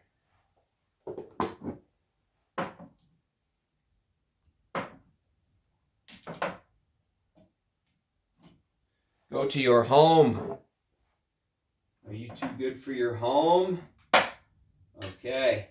All right, next we're going to go to the house of Cartier. Let me pull these out so I don't have to keep bending over and over. Half of this video is going to be my back. Oh, you guys are going to have to buy me a massage after this. Oh, okay. First, we'll do Declaration by Cartier Parfum. Not the original, the Parfum. Because it feels like they took the original and they just kind of amped up all the stuff that I like, the dirty stuff. This is a Mathilde Laurent. The original Declaration was a Jean-Claude Elena. Now, I'm kind of wanting the original too, so I can do a comparison video for you guys. But I can't find a vintage bottle. I don't know if it's even worth hunting down a vintage. Came out in 98. Then there's L'Envol de Cartier, which is a very brave designer release. It's a honey fragrance, but it's a fresh honey. And there's something about it that is not really my thing. If I want honey, I'll wear Hugo Boss #1. That's coming up soon as well. And then there is Pasha De Cartier. This is a Jacques Cavalier creation. And apparently this was supposed to look like a pen, which I never knew. But it makes sense. Thought it was a rocket or something. But Pasha De Cartier is a classic fougere. If you like classic fougere fragrances, you have to smell the original. They also did a flanker called Pasha De Cartier Parfum, where they did what most modern fragrance brands did, in that they modernized it with a liquor note. Same thing that Azzaro did with Azzaro Pour Homme Intense. And then we've got Cartier Roadster. This and YSL Jazz are two of the easiest to wear summer fragrances with mint in them. I'm sorry, YSL Live Jazz, not YSL Jazz. YSL's Live Jazz. That was a Pierre Bourdon creation, but these are great in summer. I only have one bottle, but that's probably enough for me. And then I want to show you this. This is Must de Cartier Parfum. This is green. This shares some similarities with Crazy Crizia, with that green, heavy, you know, there's green in the top. Oh, it's so good. And then it goes into this very heavy base. Must de Cartier in the pure Parfum is absolutely stunning. But my favorite Cartier of all time is this, Santos De Cartier. This is backup bottle worthy. I wish I had a backup bottle. Oh, I just wore this the other day. It's so good. There's some spiciness on the top. It's aromatic, but it just goes into this beautiful masculine creation. It's amazing. In the early 80s, where everything was Coros and Antaeus and heavy and dirty, and those fragrances I love. Those are my favorite type of fragrances. But this stays an 80s fragrance, but it becomes more elegant in a way. You know, it's a little bit softer. It doesn't just, you know, reach out and the whole building can smell you. And sometimes you need that. So let me put these Cartiers back, and then we will move on to the next brand. Oh, getting too old for this. L'Envol, you go back to your home. Pasha De Cartier, go back to your home. Parfum version, go back to your home. And Roadster and Must. Okay, Now we're going to do Giorgio Beverly Hills. This is Giorgio for Men by Giorgio Beverly Hills. This is the vintage, and oh, I love this fragrance. If you like fragrances like Givenchy Gentleman, the original from 1974, if you like Pierre Cardin Pour Monsieur from 1972, if you like Pavarotti, you have to smell this. This is absolutely amazing. This would be in my Patchouli Through the Years video. Love this stuff. And there's a honey note. You know I love honey. This one I'm a little bit torn on. This is Red for Men. Apparently it's discontinued. This is the reformulated version from EA, and they did not do a very good job on the reform. I have a vintage bottle, which is much better, and you know, I would probably sell this. If I sold fragrances, I would sell this, and I would get the the vintage. The vintage does a much better job. Okay, now we're going to go to the house of John Varvatos, and I have 3 for your viewing pleasure. John Varvatos, the original from 2004. There's a very interesting date note in here, and I actually really like this fragrance. Apparently people say it has a projection longevity problem. I don't care. It's a 125 ml bottle I got for 20 bucks when the House of John Varvatos went through their bankruptcy. I scored these 3 for super cheap, and I'll just spray the hell out of this until it's gone. I really like this fragrance. The one I don't like so much is Vintage. Vintage has this strangeness about it that I don't know. I'll have to wear it more. But between the two, I like the original John Varvatos. Oh yeah, here it is. Tamarind, tree leaf, sage, flower, Mediterranean herbs, amber, vanilla, black leather essence. So there you go. So Vintage is not my favorite, but I really like the original. And probably one of my favorites, though, from the house is this. John Varvatos Dark Rebel Rider. So the Rider is a flanker. I have Dark Rebel, but it's in a small 10 ml decan. I didn't grab those. But Dark Rebel Rider is a leather. I mean, look at the leather. Look at the leather jacket that it's wearing. How awesome is that? And this is actually a really good leather. You know, it feels like the leather jacket, the black leather jacket that it's wearing. Absolutely stunning stuff. If you're a leather lover like I am, Dark Rebel Rider. All right, let me put these back, and then we'll move on to the next brand. Oh, God. We still have 2 shelves to go. I better speed this up. Okay.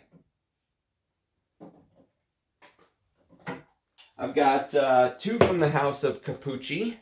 One is Art de Capucci. This is a citrus chiffre that was made by Francois Caron, and I'm not the biggest fan. I have 5 of these little 10 mLs. I'll give it more wear, but it didn't take me. What took me from the house, the one that I love, is this.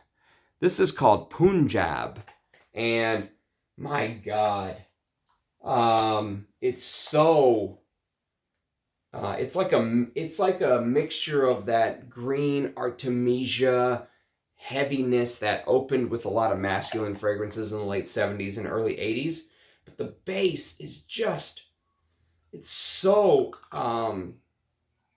it almost feels like it's an aromatic fragrance that they somehow amped up with these nitro musks and oak moss, leather. It's stunning fragrance. I love Punjab. This is the best thing from the house, hands down. Then I'm going to show you a Angel Share fragrance. Sorry, a Kilian fragrance. And this is called Angel Share. So, Angel Share is everything I hate in a fragrance rolled into one. It's sweet. It's sweet, and it's sweet. It's so sweet. But I love the presentation. And if you could just isolate that you know, liquor note and pull it away from the sweetness, it seems like there's a good fragrance hiding underneath all of that synthetic sweetness, but you just can't get there. While we're on the House of Killian, let me just show you this. Let me just show you the Killian fragrance while we're on the topic. Okay, so the Killian fragrance is Straight to Heaven Extreme. Now, I made the mistake of paying for this lacquered box with silk inside and this ridiculous key that you can lock it, when really all I wanted was the fragrance. And the fragrance is good. It's a good fragrance, don't get me wrong. But it has some serious similarities to this. This is Ligno by Jeroboam. This is Straight to Heaven Extreme. And the price difference is insane. This is $500 with the full presentation. It's not worth it. It's just not. If you can find the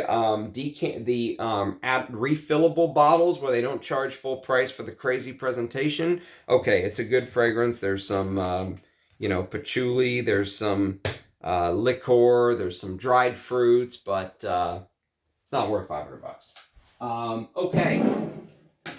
Next,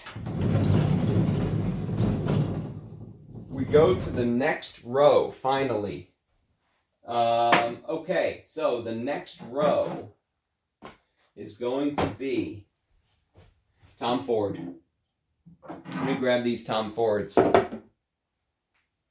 So Tom Ford, of course, everyone knows Tuscan leather, raspberries, leather with cigarette smoke.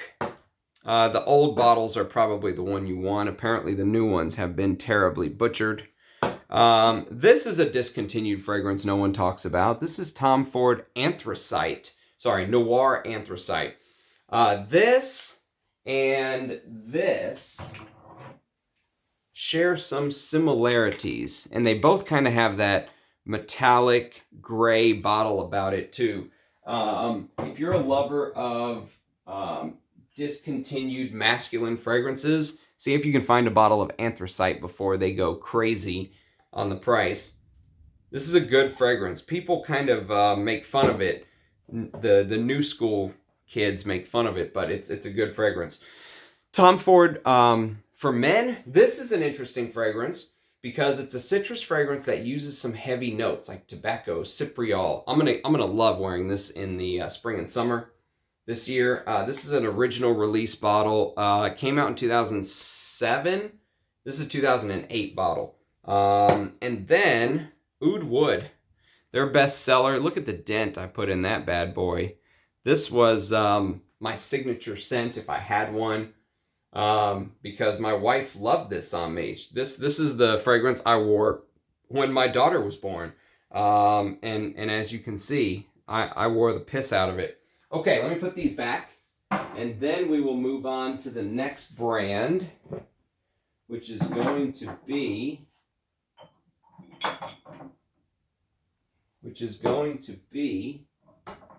the brand of Atkinson's.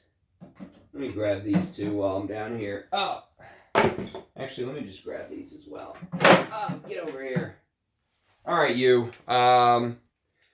So the brand of Atkinson's, two fragrances. One is called Rockford. This is discontinued. There's a beautiful vetiver note in the dry down. I think I got this from Le Parfumé, if I'm not mistaken. You know, this fragrance,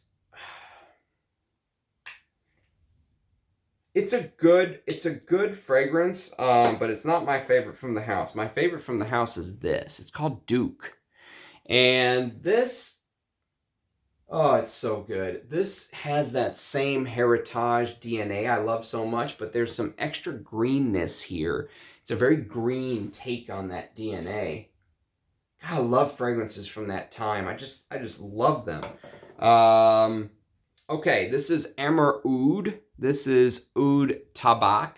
This is the reason I don't own a full bottle of Tobacco Vanille. This does something very similar, and it was much cheaper, so I decided to go for it. And it's an okay take on it. Tobacco Vanille, I think, is better. I probably should have just got that. This is my favorite Tonka fragrance. This is called Robert Graham Fortitude. And how about that? Ram, for the ram's head. Maybe I should make this my icon, my channel picture. I don't know how to do that, though. I'm too technologically dumb. Amazing Tonka and tobacco. And you know I usually don't like the note of Tonka, but here they just did something special. And then this is Bentley for Men Absolute. This is supposed to smell like Gucci Pour Homme 1 from 2003, which I showed you guys yesterday. This is Bentley for Men Intense. This is Nathalie Larson's take on a boozy, resinous fragrance. She used that pepper, that black pepper combo she loves so much in Zadig and Voltaire. This is for him. You smell a little bit of spices, a little bit of pepper with that resinous booze. Great value for money. It's on everyone's cheapy list. Let me put these back. You know, putting them back when you got to bend down really sucks. I didn't factor this suckiness portion into this episode. Oh, I hope you guys appreciate this. Oh, okay. We're gonna do some of the greats, and then we're gonna go to the bottom row after the next. Oh God, this is gonna be a while. Okay. First is Pavarotti. What can you say about Pavarotti? I mean, it's Pavarotti. It's a must. If you love what I love, just buy Pavarotti. CH for Men with the little ding, ding, ding, ding, ding, ding. This is a sugar with leather that I actually like. Go figure. And then this is CH Men Privé, which is sugar leather, and a liqueur note, which a very good designer, actually. I like this fragrance a lot, and it looks like a whiskey flask. Okay, next is going to be, which one's this? 1-12, Halston, 1-12. And you have to make sure you get the Halston Fragrances version. This is discontinued, I believe, but this kind of took people back, I think, at the time, because it definitely had some florals in it. There's some greenery in the top. I love this fragrance, and I like this fragrance even more. This is Halston Z14 in the Halston Fragrances Inc. version. Oh, that's so good. You know, I showed you guys Clive Christian X the other day, and this has a little bit of Clive Christian X in it. Believe it or not, shockingly, believe it or not. But this uses cypress and cinnamon. Beautiful fragrance. And then, speaking of Halston, this is a fragrance called Catalyst for Men. This is the Halston Fragrances version, of course. And this fragrance has like 100 notes. Seriously, go to Fragrantica, type in Catalyst, and look at the notes. There's a vodka note in here, but it is so complex, but I think I'm going to be able to wear this in spring and summer.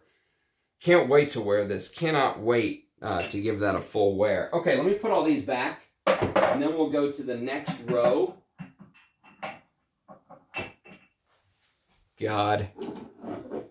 I'm going to need a vacation after this video. Oh. Go back to your home. Okay, you, get over here. You cannot hide from me. You will be featured in the video. Okay, first is Enrico Coveri Pour Homme. This is a fougere done in a beautiful way.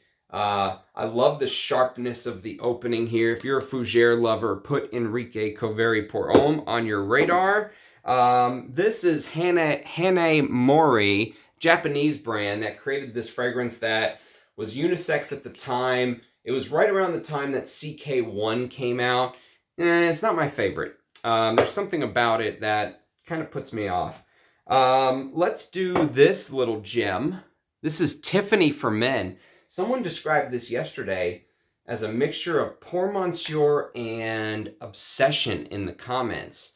And I went, wow, that's a great comparison because it does have this citrusy top with this Obsession, you know, base underneath. I never thought of that, but it was a genius comment. So whoever you are, thank you for the perfect description. And it's like a belt buckle. It's like a man's belt buckle. But I love this fragrance. I'd wear this over Pour Monsieur EDT all day. And then we're going to do some Andy Towers. And I've never shown this bottle, I don't think. I did a favorite incense video, and I forgot to show this. This is Incense Extreme in the old presentation. Oh, God. This is one of my favorite incense fragrances of all time. It is so good. It is so, so good. He also did a fragrance called Lea du Desert Marocain, you might have heard of. Some people say this is the best amber fragrance of all time. I prefer Ambre Sultan, but this is very good. And then he did Lone Star Memories, which is my favorite fragrance he's ever done. Lone Star Memories, oh God, it's so good. I wrote a review on this on Fragrantica. Go to Fragrantica, type in Ramsey Smells Good, that's my username, and look at my review for Lone Star Memories. I love this fragrance. This is Andy Tower at his best. And then some Moschnos. We've got Moschino Uomo, which is this, you can see there's a question mark in the O. Uomo? It's kind of unisex.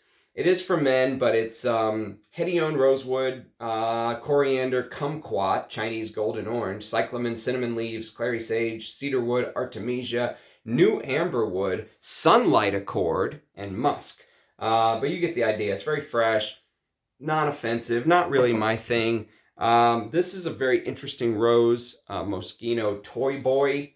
If you like fragrances like Lyric Man, check out Toy Boy. And then Moschino Pour Homme. This is their take on Bellamy. Apparently Galen loves this fragrance. I prefer Bellamy. This has some spices in the top that kind of remind me more of Trussard di Uomo from 1983. But this is a very good fragrance, you know, from the house of Moschino. Probably the best Moschino has ever put out, but it just is shadowed by the greatness of Bellamy, in my opinion anyways. All right, let me put this stuff back. Then we'll go to the next row. Go back to your home. Go live your life in peace. You have been freed. Okay. Next is going to be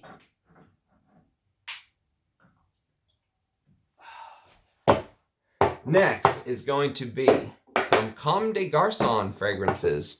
First, we have Two Man, which is a lovely take.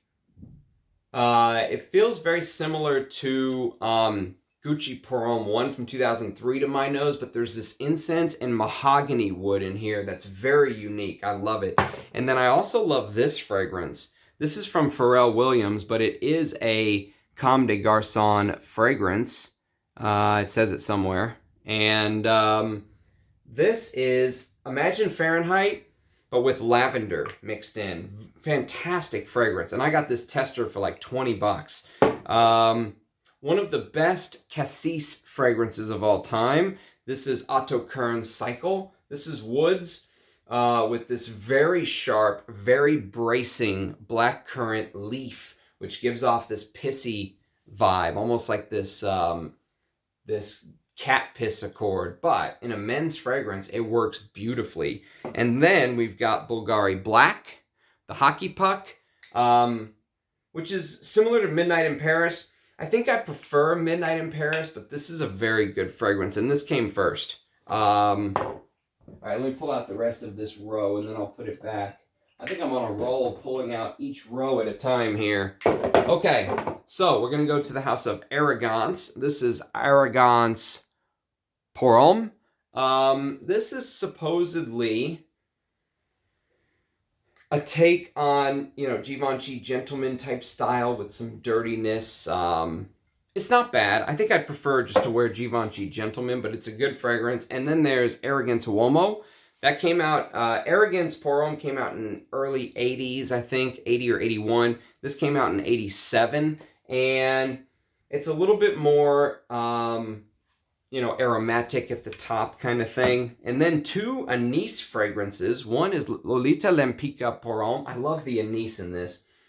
Oh, it's so good. This is an Annick Minardo, and she also did this, which is the extreme version. They call it the Eau de Parfum Intense version. This stuff is unbelievable because it has that beautiful anise, you know, opening that the original has, but she's used oud and iris, and the iris here is stunning. Everyone talks about Dior Home, Prada L'Homme, as the iris, you know, heavy scents, Valentino Uomo Intense, but this is an amazing under the radar violet, iris. Too bad it's discontinued. All right, let me put these back, and then we'll go to the next row. And then, after a couple more rows, we'll drop down to the final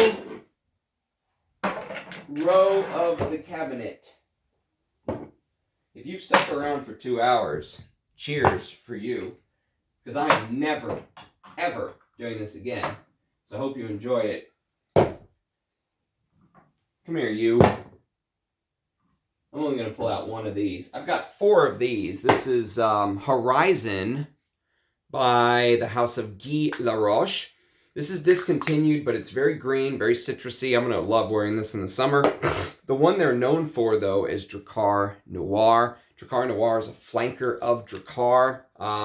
Probably one of the most successful flankers of all time. This is a Cosmere version, and this has this dihydromercenol thing going on that has this very specific freshness, so I love wearing this in the summer.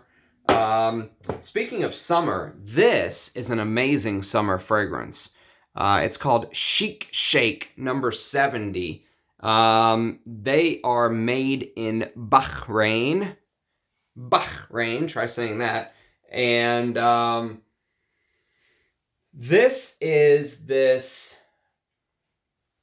citrusy, woodsy fragrance that just has this little sparkle to it that I love, and I don't know what it is, if it's frankincense or what they used, but whatever they used makes it very unique, and the bottle feels so good in the hand. I think they're trying to kind of be like the modern Amouage with this. I don't think they'll succeed, but they did put out a good fragrance. Okay, going back in time, this is Tabak, the Eau de Cologne from Mauer and Wirtz. Such a great fragrance. Check this out if you like old school masculines. And then Elizabeth Taylor Passion for men. This is a vintage bottle. And look at the old school atomizer. This is such a comforting scent. There's some beautiful amber in here. Check this out. I wear this to bed sometimes. It's absolutely amazing. And then if you want just an amazing lounging around the house fragrance, this is Star Walker by the house of Mont Blanc. This is the only Mont Blanc fragrance I own. Star Walker is so pleasing. It has this pink pepper and star anise opening with sandalwood, cedarwood, amber, and musk. And then there's this tea note. So there's no tea listed here, but there's this tea note that you get as well. Stunning fragrance. All right, let's put these back. And then we will go to the next house. Go back to your home. You can now relax in peace. Okay. Okay. All right, next row.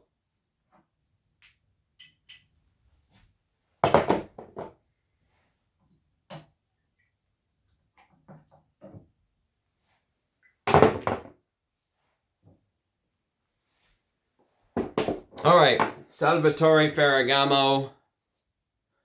This is Testa Di Maro. This is a leather fragrance that I need to give more wear to. I'm not going to take it out of the box, but I will do a video on it soon. And this is F by Ferragamo. This is a Olivier Polge fragrance as well. And, you know, if you like fragrances like La Nuit de l'Homme, designers, check this one out. This actually is a good designer fragrance, if you will. And then one that is just way too sweet for me, and I don't know why I have it, is this, Uomo by Salvatore Ferragamo. It has this, there's this dessert that it has an accord of, and it is on the tip of my tongue, and I can't think of it.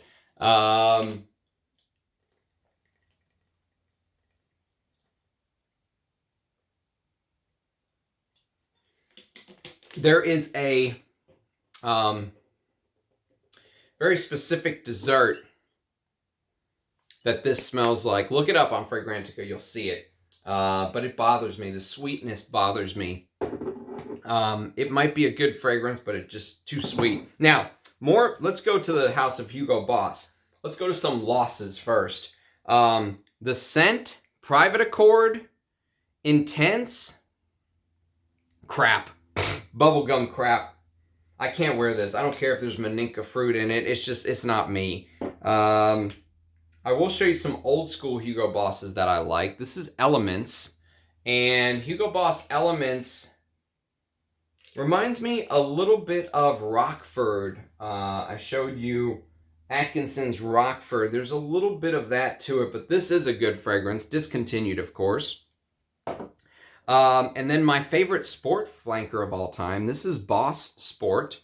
Oh, it's so sharp. It's so bracing. It's so great in the heat. I can't wait to wear this summer. But my favorite Hugo Boss fragrance of all time is this. This is Hugo Boss #1. I've shown this bottle many a times. Look, they've got the sticker on the back where they actually put the price on it. Imagine that. And then this is a tester, 125 ml tester that Anuj got me. And this is my backup, but this is so good. This is resinous honey, tobacco. Oh, this is my favorite honey fragrance of all time, I think. I love the old bottles of #1. What a fantastic fragrance that is. All right, let's put these back. And then we will go to the next row of fragrances. Go back to your home. Whoa, don't do that. Don't do that, baby. Don't do that. You stay right there. Okay, let me just take these out. There actually was one more Hugo Boss fragrance, but I'll show you in a second. I'm just going to take all these out. You have to see me bending over 20 times here. We're going to talk about one of my favorite new discovery houses over the last few years is coming up. But first, let's do the final Hugo Boss fragrance. This is Hugo Boss Balderracini Eau de Cologne. This is this, there's this orangey-like thing in the opening. It's a little citrusy. It's a good fragrance, but it's not my favorite. You could wear this in the summer. Balderracini broke off of Hugo Boss and created their own line. And then this is Byblos Pour Homme. This is I think this is like a floral, citrusy, summer fragrance, if I remember. I'll wear this more and give it a full talking about on my channel sooner or later. Two fragrances that I am absolutely looking forward to wear in the summer are these. These are Yohji Yamamoto Homme from 1998, I believe, or 99. You have to get the right version. If you get the reformulated ones, you will hate that fragrance. This is a very sentimental fragrance to me. This is Old Spice Leather Cologne because this was my grandfather's. He gave this to my father, who gave it to me, and it has that terrible star cap on it. This is, oh God, can't even get it out now. All right, I'll have to mess with you later. But it's a Shulton version, and this is a leather take on Old Spice. It smells like there's a lot of patchouli in that. And then Basil Uomo. This is a take on Paco Rabanne Pour Homme, but imagine it with almost like this citrusy opening, this Italian citrus opening. And then we've got Bang by Marc Jacobs. And Bang is an amazing peppery fragrance. Don't get the flanker. Bang Bang sucks. But the original Bang looks like someone banged the bottle in. This is a great fragrance. It's a peppery. I actually prefer Honor Man from Amouage. I have 1,000 decants of Honor Man. I bought like 100 2 ml decants off of someone for like 40 bucks. And I like that a little bit better, but this is still a great designer fragrance. And then we're going to talk about the House of Rogue. Now, Rogue Perfumery is a guy, his name's Manny Cross, and he kind of goes against FINRA. He doesn't follow FINRA regulations. So this is my least favorite one. It's called Dervish. And this does this sweet thing that Vanille Havane for Les Indemodables does. It starts out very sweet, and then as time goes on, it gets better and better and better. So I think he did this for the masses. Good fragrance, though, but it's not my favorite. My favorite is this. This is Chiffre Siam. This has this Kiffer lime note in the opening. It's so good. Someone wrote it reminds them too much of Thai food, and I understand, but I love the, I absolutely love the dry down. And then one of the best modern fougères I've ever smelled. This is Bon Monsieur. God, this is so good for a modern fougère. You know, most fougères from the old days are amazing. I love the old school fougères, but you don't expect much from a modern fougère. But this completely took me by surprise. I love this fragrance. It's so pleasant. It's so complex. The ingredients are fantastic. Same with this. This is Mousse Illuminée. This is an oak moss bomb. I mean, look at the color and the juice. It has this very astringent. This is what this should have been. Remember I said this yesterday? I said this is too, you know, old school bracing barber shop type thing going on. This does it correctly. I love this. Oh, I can't wait to wear that. And then one of my favorite non-sweet tobacco fragrances. I told you I really like Tobacco Reserve from Hermes. That one does have a little bit of sweetness. This has almost zero sweetness. This is Tabac Vert. I love this fragrance so much. This is maybe one of my favorite just real tobaccos. I told you I even wore Herod the other day because I was craving tobacco. But this is what I want. I want stuff like this, not sweet. You know, that sweet. Oh, God, this is so good. If you can get your nose on this and you're a tobacco lover, do so. Now, these are all the older bottles. The new caps look different, but, you know, be it as it may, it's an amazing fragrance. All right, let me put some of this stuff back, and then we're going to go to the final row. Da-da-da-da. Da-da-da-da.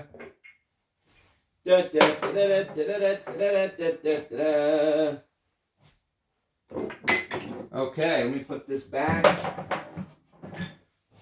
Let me put this back. The final row. Okay, let's do some Histoire de Parfum, shall we?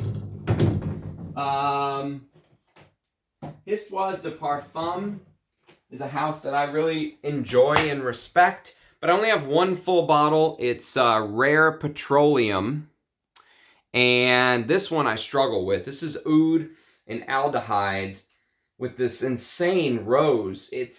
I need to wear this more. This bothers me though. But the ones I do like, this is 1899. This is almost like a modern take on Spice Bomb, almost like a niche take on Spice Bomb. Extreme, excuse me. And then this is 1725 Casanova. This is probably, I prefer this to Invasion Barbar. They're both very similar. This is a little bit more powdery, but I really like this fragrance. And then we've got 1740, which is the best from the house. This is the best. This is the most amazing Immortelle leather you will ever smell. There's a Divana note in here. 1740 is a masterpiece. And then the one that I like but I don't love is Fidelis. I really like this fragrance. I think it's a great fragrance. It has this oud and coffee. It was made by Julien Rasquinet, I believe. Yeah, it's if you're a coffee lover, okay, and you want a coffee fragrance that is unique, check out Rare Fidelis. And these little 15 ml bottles are absolutely perfect. I love them to bits. All right, let me put these back. Let me put these back. Go back to your home. Your new home. Your new home. Okay. Where am I going to put you? I'm going to put you right here. Okay, so we're on the YSLs.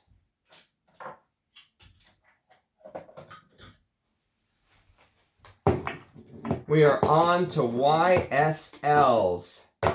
Let me take these YSLs out. YSL, YSL, YSL, YSL, YSL, YSL, YSL, YSL. Don't fall. Doing this on the fly. Bottom shelf is brutal. Oh, the bottom shelf is so brutal.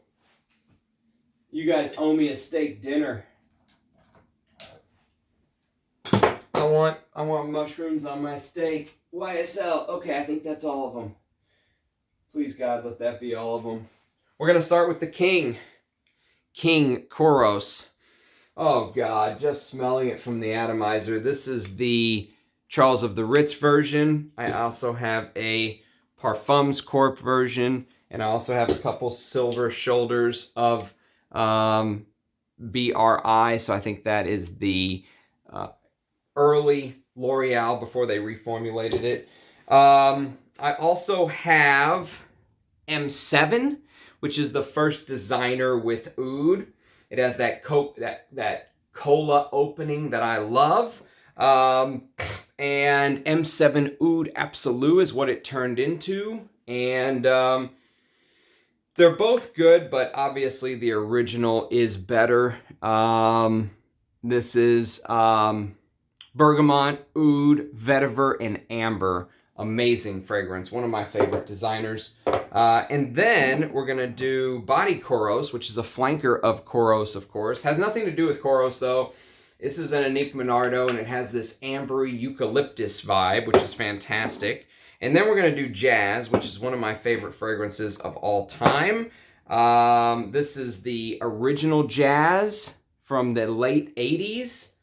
Oh, God, I love Jazz so much. I'm going to wear the hell out of this spring and summer. There's also a flanker called Live Jazz, which is done by Pierre Bourdon, and it's almost like a minty, you know, Cartier Roadster take on Jazz. It's very fresh, very minty, very easy to wear in the heat. And then there is Jazz Prestige, which is kind of like a floral take on it. But Jazz Prestige says on the box that there is real Mysore sandalwood in here. So if you can find Jazz Prestige, it's lovely. Get it. And then we're going to do YSL Pour Homme, the one that started it all, the one that Yves Saint Laurent posed butt naked for the advertisement on. But this is a citrus fragrance. If you like fragrances like Eau Sauvage, I like this a little bit more than Eau Sauvage. I feel like the aromatics were turned up. The tarragon and coriander and all that stuff are more here, and I like that. Okay, the best barbershop scent of all time probably is YSL's Rive Gauche Pour Homme in the tin can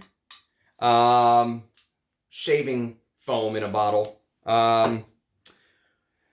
Opium EDT, the original. God, this is such a great fragrance. One of the best Orientals of all time. Clove. Oh, God. Oh, it's so good. There's a flanker called Opium Secret de Parfum, which has the myrrh note turned up. There's the notes. Patchouli, amber, benzoin, vanilla, jasmine, rose, myrrh, bergamot, mandarin, citrus. Oh, the myrrh in this is so good. I've got 2 bottles of the Secret de Parfum. And it is a secret. If you can find that, you're getting an amazing fragrance. I even have an original bottle that shows 80 degrees, so you know it's super old. 36 ml. This one goes straight to the base, but it's still amazing. So glad to have the early built-in sprayer. Apparently, the one with the built-in sprayer is the earliest version. And then we've got YSL Opium Pour Homme, which is a Jacques Cavalier, and it's a take on Opium that they've amped up the Star Anise. The Star Anise is really nice here, but this is a little too light for me. I would like it a little bit heavier. Okay, let me put these back, and then we will pull out the Chanels. Actually, let me pull out the Chanels. And then I'll put the YSLs back. How about that? That way I don't have to go dig behind everything. Oh, come here, Chanels. Chanels. Chanels. Chanel, Chanel, Chanels. You stay right there. All right, let me put these YSLs back. Oh, back to your home. Back to your home. This bottom shelf is going to be an absolute travesty to get to. So you'll have to apologize. I apologize on my own behalf. How about that?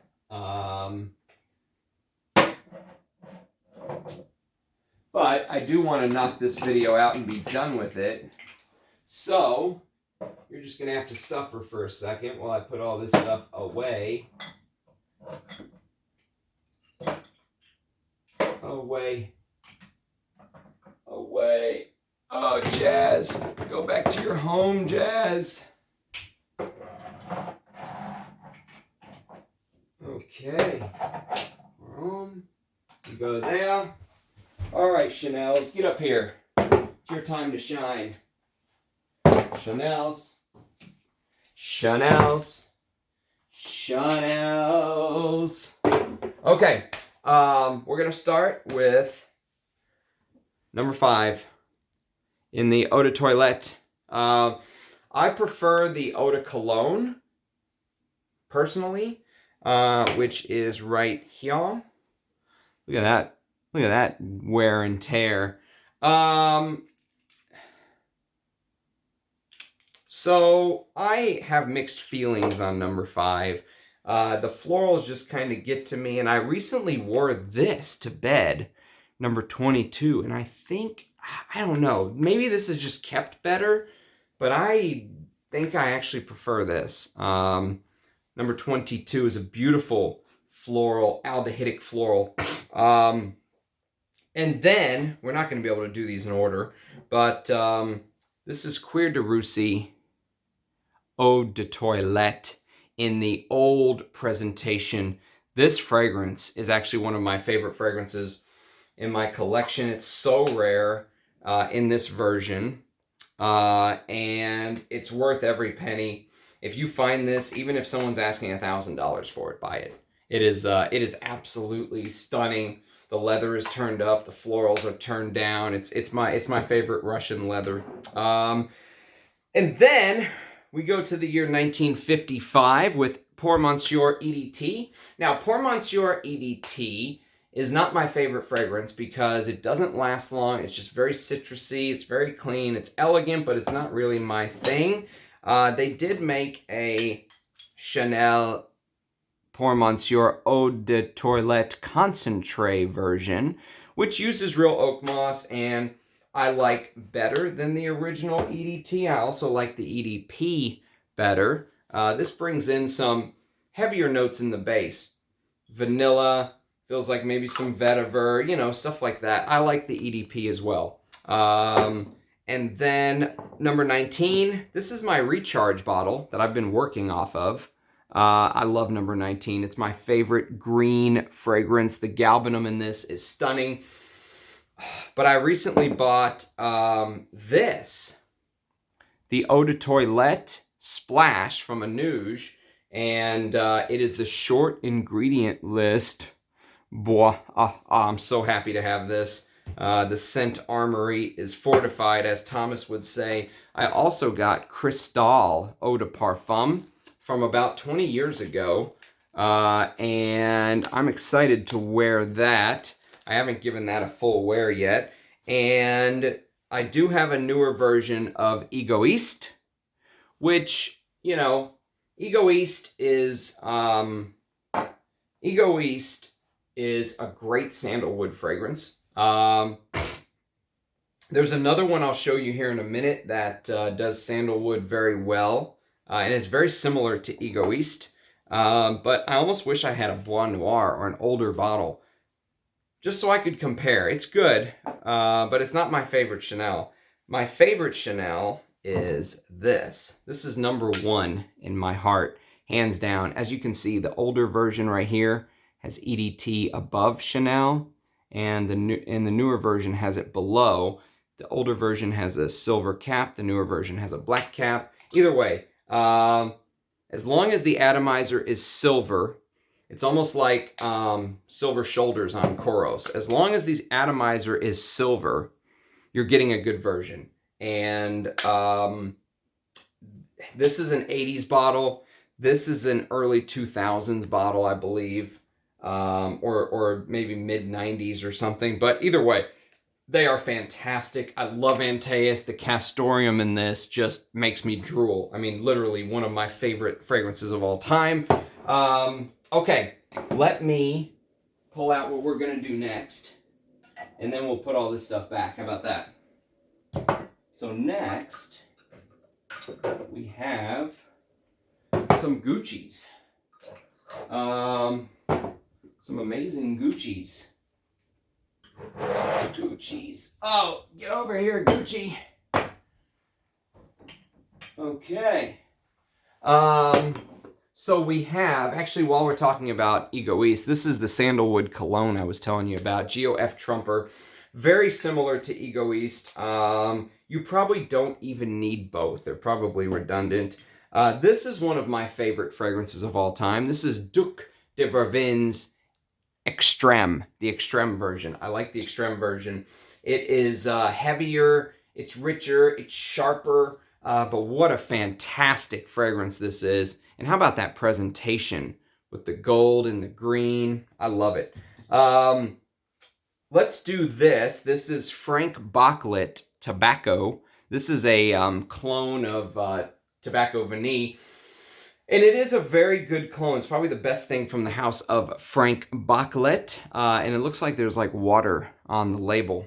And then we have Cacharel Pour l'Homme. Now, Cacharel Pour l'Homme is a fragrance that I don't like.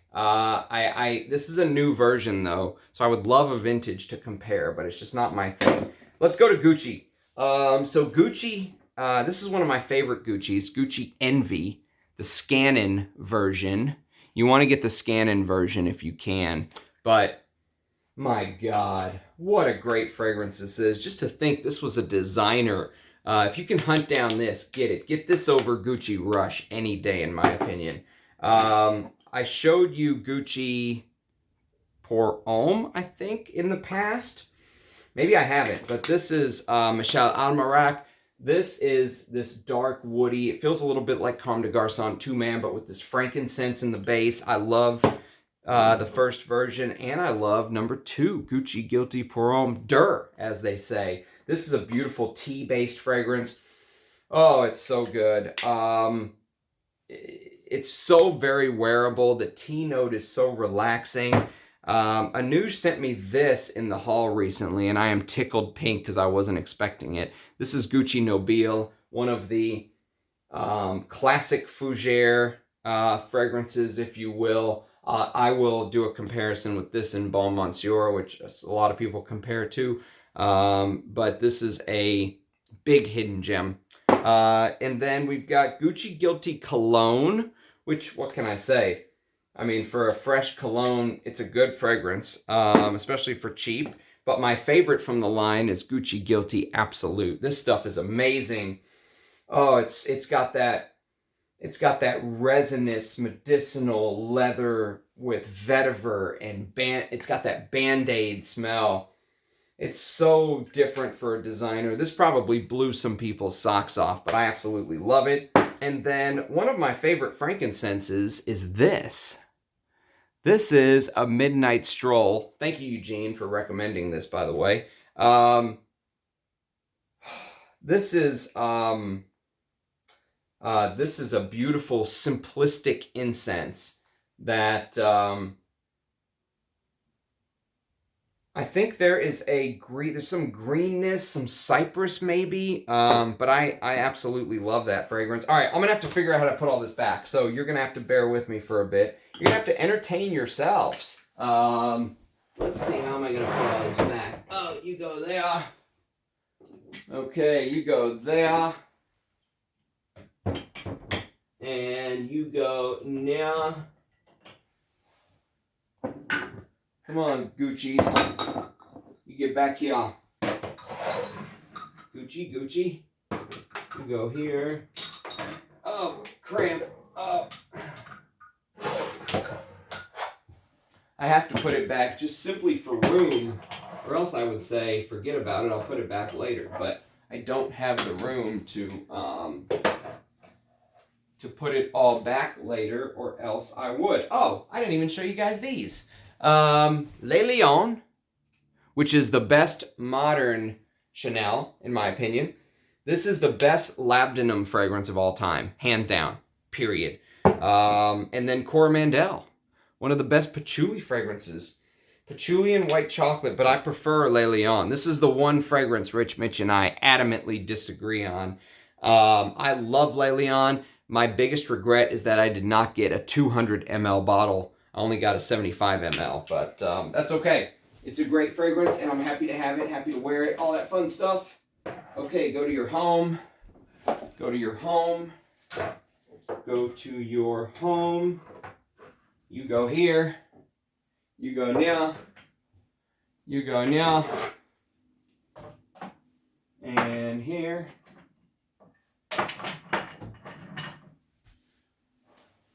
Oh, okay, here. Here. Okay, we're up to date. Let's do some randoms, shall we? The randoms are going to be seriously randoms. First is going to be Coty Musk from the 70s. It's literally just a simplistic musk fragrance. Look at the presentation. How 70s is that? And then Jovan's Sex Appeal, which go look at the box and read the brief. I love it. It's so hilarious. It's like sex appeal. Now you don't have to be born with it. If you like fragrances like Givenchy Gentleman, check this out. It's cheaper. It's not as well made, but the patchouli is absolutely stunning in this fragrance. Il de Lancetti, I'm a little bit torn on. I don't think I understand it yet. I have to give it more wears. It feels like there's some musky citruses, greenness, probably like a summer fragrance, but it is discontinued. And another discontinued is Helmut Lang Eau de Cologne. Now, Helmut Lang Eau de Cologne, this is going to sound crude, but it's actually in a Fragrantica article. Helmut Lang wanted this to smell like his boyfriend's juices on clean white sheets. That's what he wanted. That was the brief. So you do get this very clean, musky, very easy to wear but apparently it's supposed to smell like jizz. So there you go. Mdci 10. Mdci 10. Or Mdci.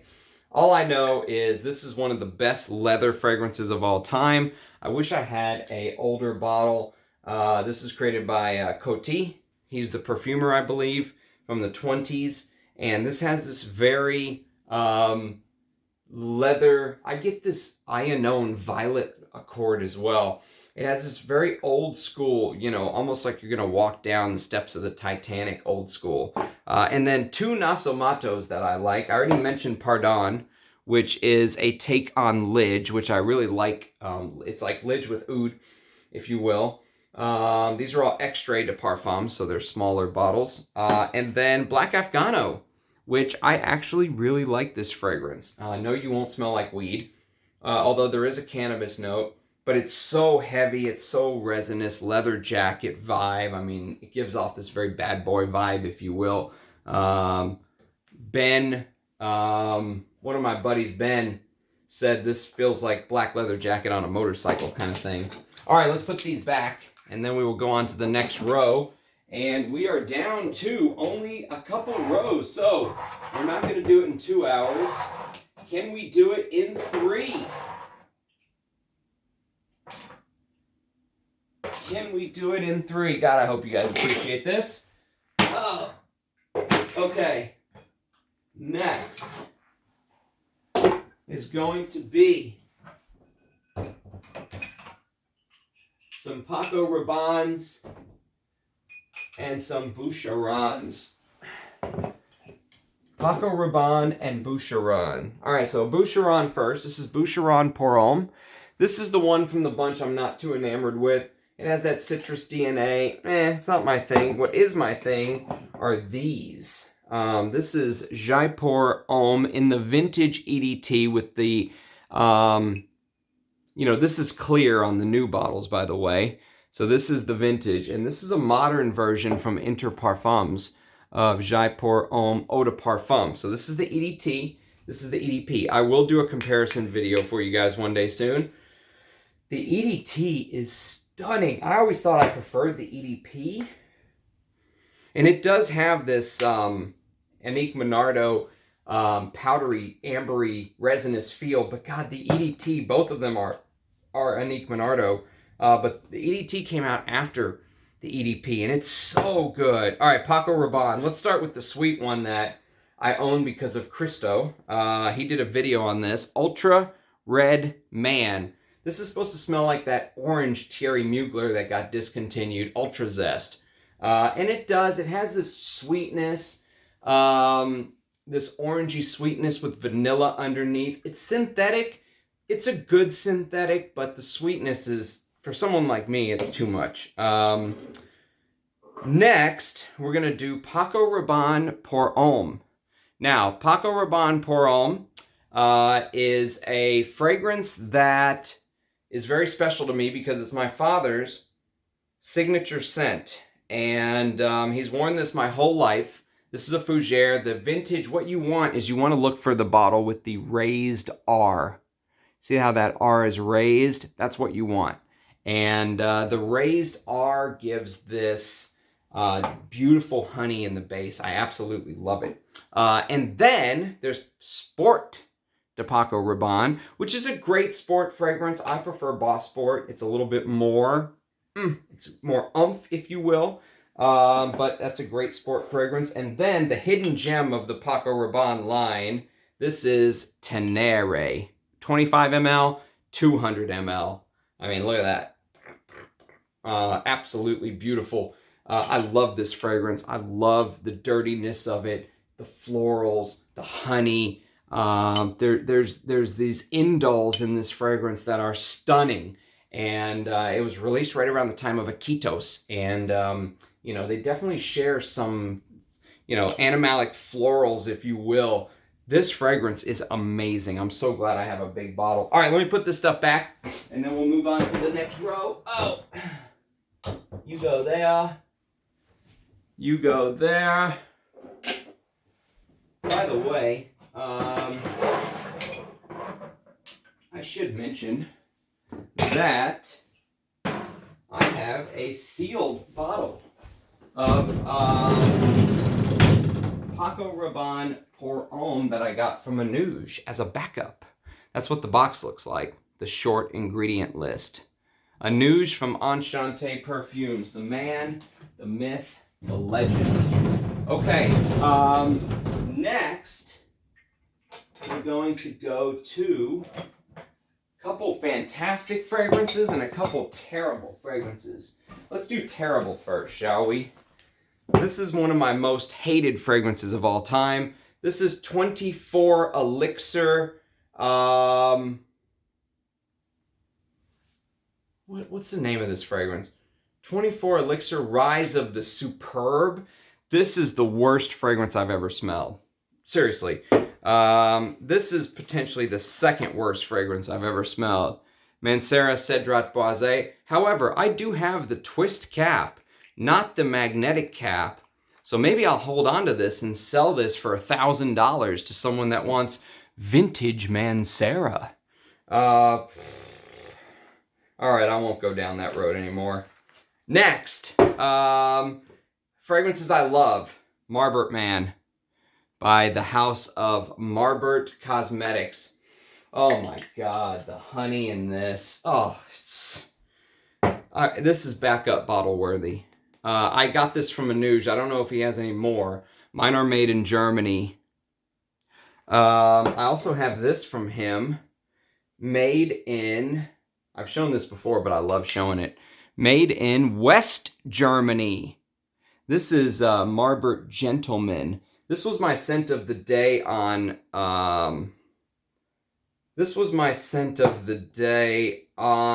there's something black in there. Look at that. That West German manufacturing, eh? This is the aftershave. He sent me the aftershave along with it. And this is a very musky, dirty, this is like what Paul Sebastian Fine Cologne should have been. Oh, it's so good. Such a great musty fragrance. All right, let me put these back so we can go on to the next row. So we're not here till tomorrow. By the way, if you know anyone that wants to pay me $1,000 for my vintage Mancera, do let me know. I will sell. All right, we're going to go to the house of Givenchy next. And one of my favorite fragrances of all time is here. And then we'll go to some randos. So the house of Givenchy first. We're going to start with my favorite fragrance of all, well, not my favorite fragrance of all time. My favorite fragrance from the house of Givenchy. It is Givenchy Gentleman, the original from 1974. My God, this fragrance is what men should smell like. Patchouli, dirty. It has everything. It's everything. Oh, it's so good. If you like this, you got to try stuff like Pavarotti, Tom Ford's Moss Breck, stuff like that. Incense from Givenchy. I don't care for this fragrance. I prefer Nino Cerruti Pour Homme from the 70s. I understand why this was a hit, but it's for the time. It's for the 90s. There was also Xerius, which is a fantastic fougere, and Xerius Rouge, which has a cactus note. I think both of this is discontinued, I think. This has been repackaged, and it's not what it was in this older bottle. And then there's this, Givenchy Pour Homme. This is an Alberto Morillas, I think, and it's very just general woodsy, synthetic. It's not really the best thing in the world. Sculpture Pour Homme is the next one. Sculpture Pour Homme is a narrowly scent for like summer, the high dog days of summer. Women love this on men because it's very clean. It's like I mentioned clean sheets with Helmut Lang, and that's very clean sheets narrowly. Minotaur is the next one, and I can't wait to wear this in the summer. This is a Cosmere bottle. There's some fruitiness in here that's absolutely stunning. And then there's also this, which is Palomo Picasso, the original. The notes are on the back. This is a 2007 bottle. Maybe I should have gone older. I feel like this has been reformulated in this bottle, but it's a great sheet for fragrance. All right, let me put all this stuff back, and then we'll go to the final side.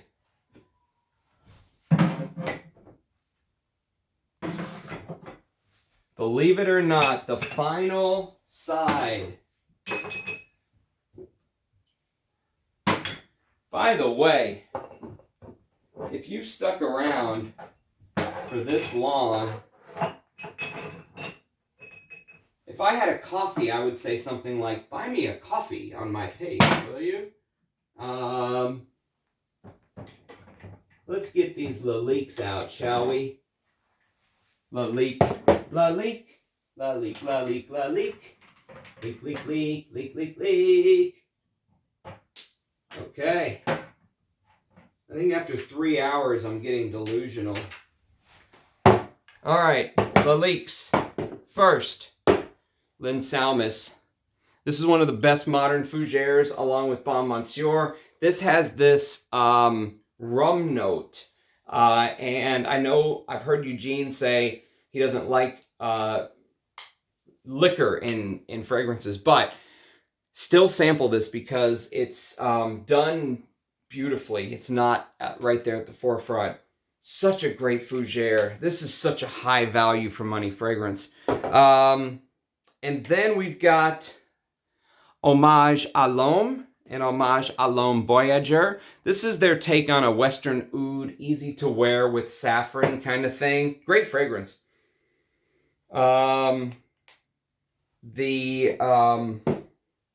lady who runs Hermes made that, I think. I can't think of her name all of a sudden.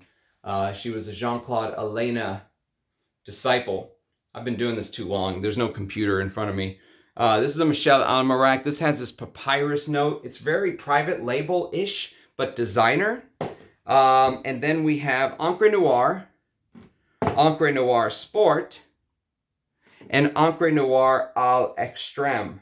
3 of my favorite Vetivers of all time. Encre Noir is stunning.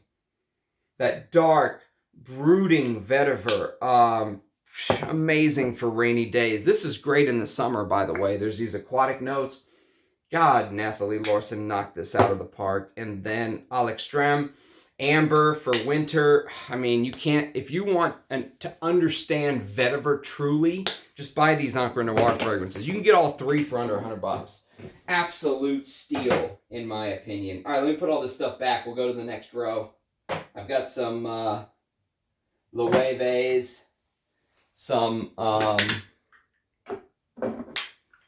the way, I have a couple Armafs.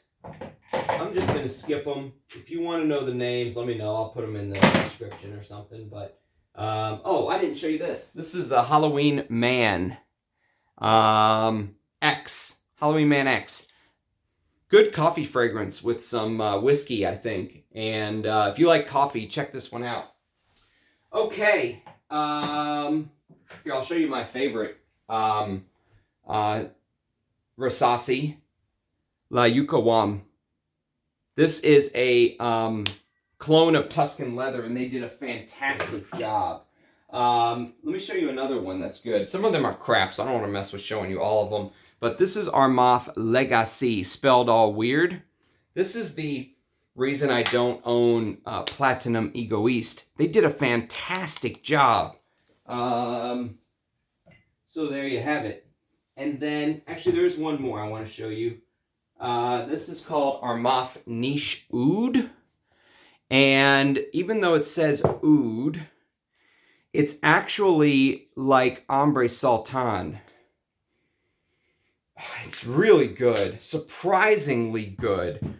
You know, if you're a snob, which I am, and you go, Armaf, trust me, this is an amazing fragrance.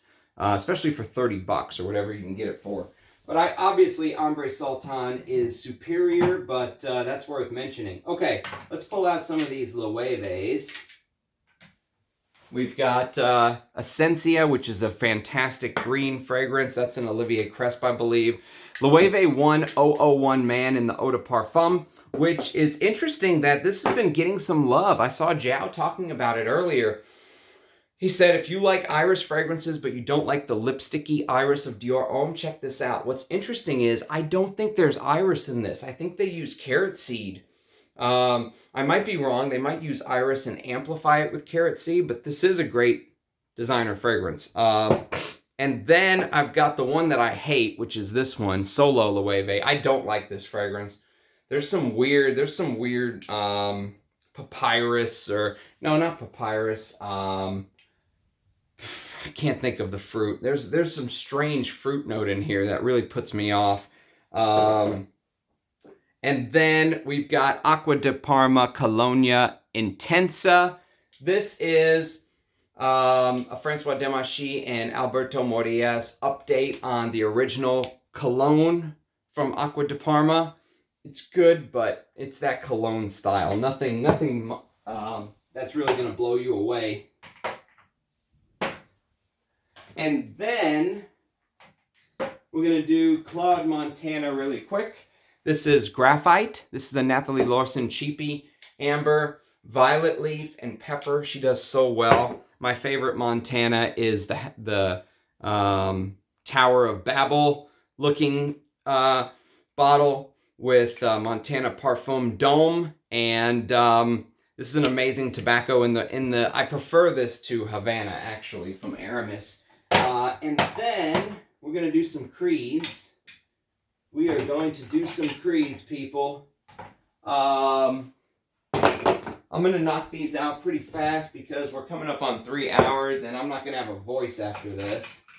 But I do want to show these to you. So we've come this far. So you're going to see these, damn it. You are going to see these and you're going to like them. Well, maybe you won't like them, but you're going to try to like them. You get over here. Oh, God. It's creeds galore.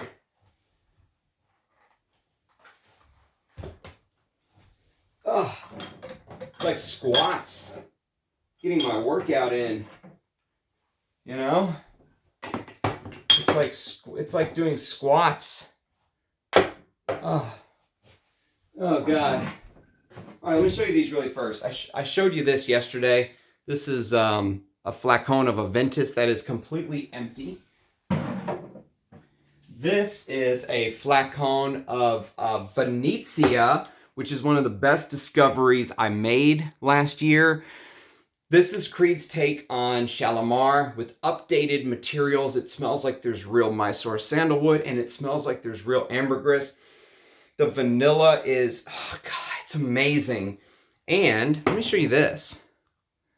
A Creed wallet with the embossed crest, 3-plume crest. You can read that at your leisure if you want to chuckle. Passed down from father to son for 7 generations. Right. Okay, let me put this back. Venezia, you go back home. This is Royal Oud, which you can see how little I have left. This is a 2016 batch, 16A01. And as soon as I realized how little Royal Oud I had left, I bought this. A 500 ml of Royal Oud, 16L01. This is the 250. How about that? I never want to be without Royal Oud. I love Royal Oud. Actually, now that I realize it's a Julian Rasquinet, all of a sudden it's funny. People are going to jump on board. Watch. This is Venezia in the old presentation. This is a backup 75 ml I got from Manouche. This is Silver Mountain Water, which I think has turned, unfortunately, because I don't own Silver Mountain Water, and I was hoping to, but it wasn't meant to be, at least not this time. And then the final flacon is this, the regular Viking in the original 2017 batch, which I I really like this fragrance. I know people compare it to Old Spice and all that other crap, but it's actually a great fragrance. Spice and Wood is a amazing creed with iris. I love the iris in this. And then there's also Bois du Portugal, probably the best barbershop lavender scent. It's so good. One of the best creeds, and this is a 2018 bottle. So I wish I had an older bottle. I used to have an older bottle, but I used it all. And you go there. You go there. Okay, let's get to the bottles. We're going to go quick. This is Royal Water. This is juniper and citrus. Great fragrance for summer.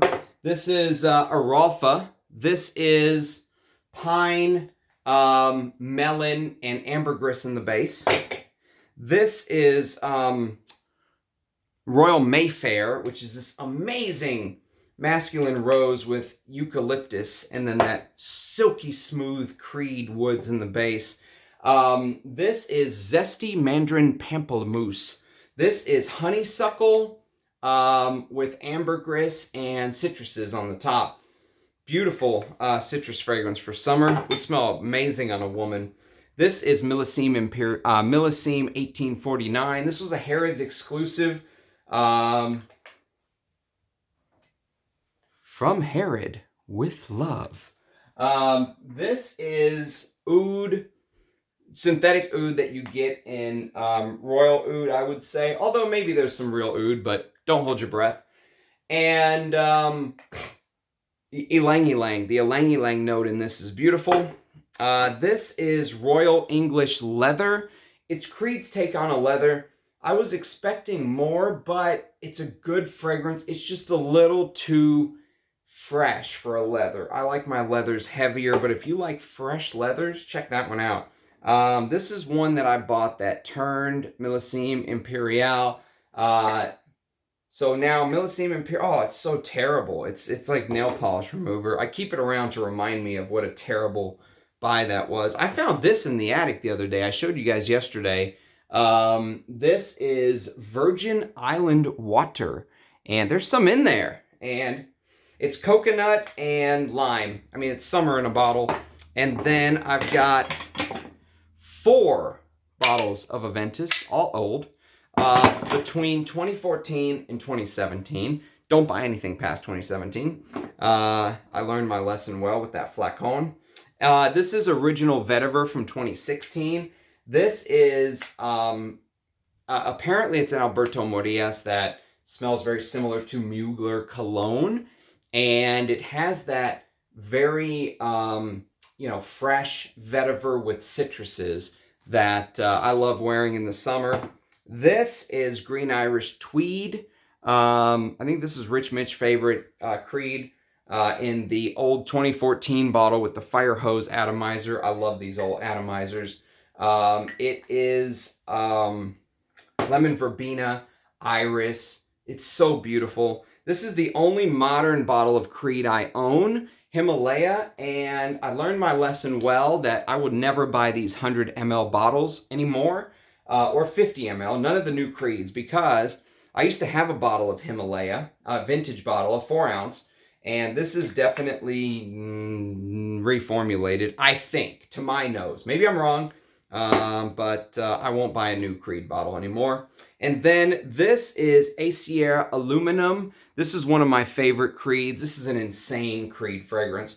It has this metallic twinge. Acier Aluminum is like chainmail or something, knight's armor or something. But it uses this vanilla that it's almost like a masculine Shalimar, but the fruit note is banana, believe it or not. So some people say it's like a banana bread smell. I don't really get that, but I really like that fragrance. Original Santal smells like Yop Homme, which makes me think maybe it was a Pierre Bourdon, because Pierre Bourdon was the ghost perfumer for Creed. And then finally, Tabarome Millésime is a ginger tobacco that can be worn all year round. It's almost like a green tobacco, but the tobacco transitions. So it starts off very green and fresh and almost like you're smelling green tobacco leaf. And then it transitions into a very fine tobacco, like you've just unrolled a cigarette kind of thing. Amazing tobacco fragrance, but it's done in the Creed style of freshness. And I like my tobaccos heavier, like Tabak Vert. Okay, let me put this back, and then I've got a couple other things to show you, and we will be done with the entire collection. I hope you guys appreciate this, because my wife is probably going to kill me when I go out there after 3 hours. So if you don't see me again, please call the police. Have them look for me. I will not harm myself. Okay, we are done with the Creeds. Okay, now we're gonna move on to some of these, and I'm gonna go through these very quickly because, again, this is meant to be a collection video, and I didn't want to bring any of the decants, but I did want to show off some of these Rojas since they're so expensive. I can't get full bottles. So let's get the Bortnikovs, the Rojas, the... Oh, by the way, I didn't show you this. This is Satis from Givenchy. I'll be doing a first impression on this one day soon. This is a Dominique Ropion that I think Andy from Berkeley really liked. He said he's been wearing that for decades. I showed you this the other day. This is the Clive Christian that I did a collection video on it. Open up, boy. 3 fragrances, number 1 for men, 1872 for men, and X for men. X for men is the only one worth going for. And this is Nila Vermeil Ashoka. Is it Ashoka? I can't remember which one this is. Nila Vermeil. Yeah, it's Ashoka. And this is a Bertrand Duchaufour. I've got 2 of these. And this is Pure Distance M. One of my favorite leather fragrances of all time. Because it's very close to a niche version of Bellamy. I think I prefer this to Fetish, even though both versions are credited to Roja Dove. I think I like the Pure Distance better than Fetish for them. And then we have, going back to the house of Jean Pateau, we have Joy Parfum. This is a vintage version with the small ingredient list. This is Shalimar, Guerlain Shalimar Parfum, which really amps up the iris. If you're an iris nut, try to get this Shalimar Parfum. This is one of my favorite animalic fragrances. It's called Fiona by Suga Parfum, TSVGA. James Barry is the perfumer, and man, he created something amazing there. Go look up the note list in Parfumo. That'll completely blow you away. Dusita.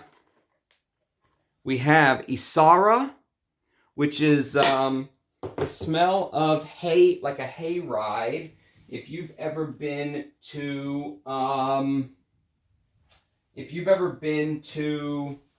like a fair during the Halloween times, and you're on the hay ride, and you get that, you know, that hay smell in the air. That's what Isara smells like. And then we have Musk Habib, which is an amazing natural musk fragrance from Bortnikov. We have Mysterious Oud, which is this orangey oriental oud. Not my favorite from him, actually. I much prefer stuff like this. Chiffre du Nord is one of the amazing fragrances from Bortnikov. It's a Chiffre. Chiffre du Nord and Chiffre Siam are two of these really indie brand Chiffres I really like. Oud Monarch is an amazing chocolate oud, gourmand oud.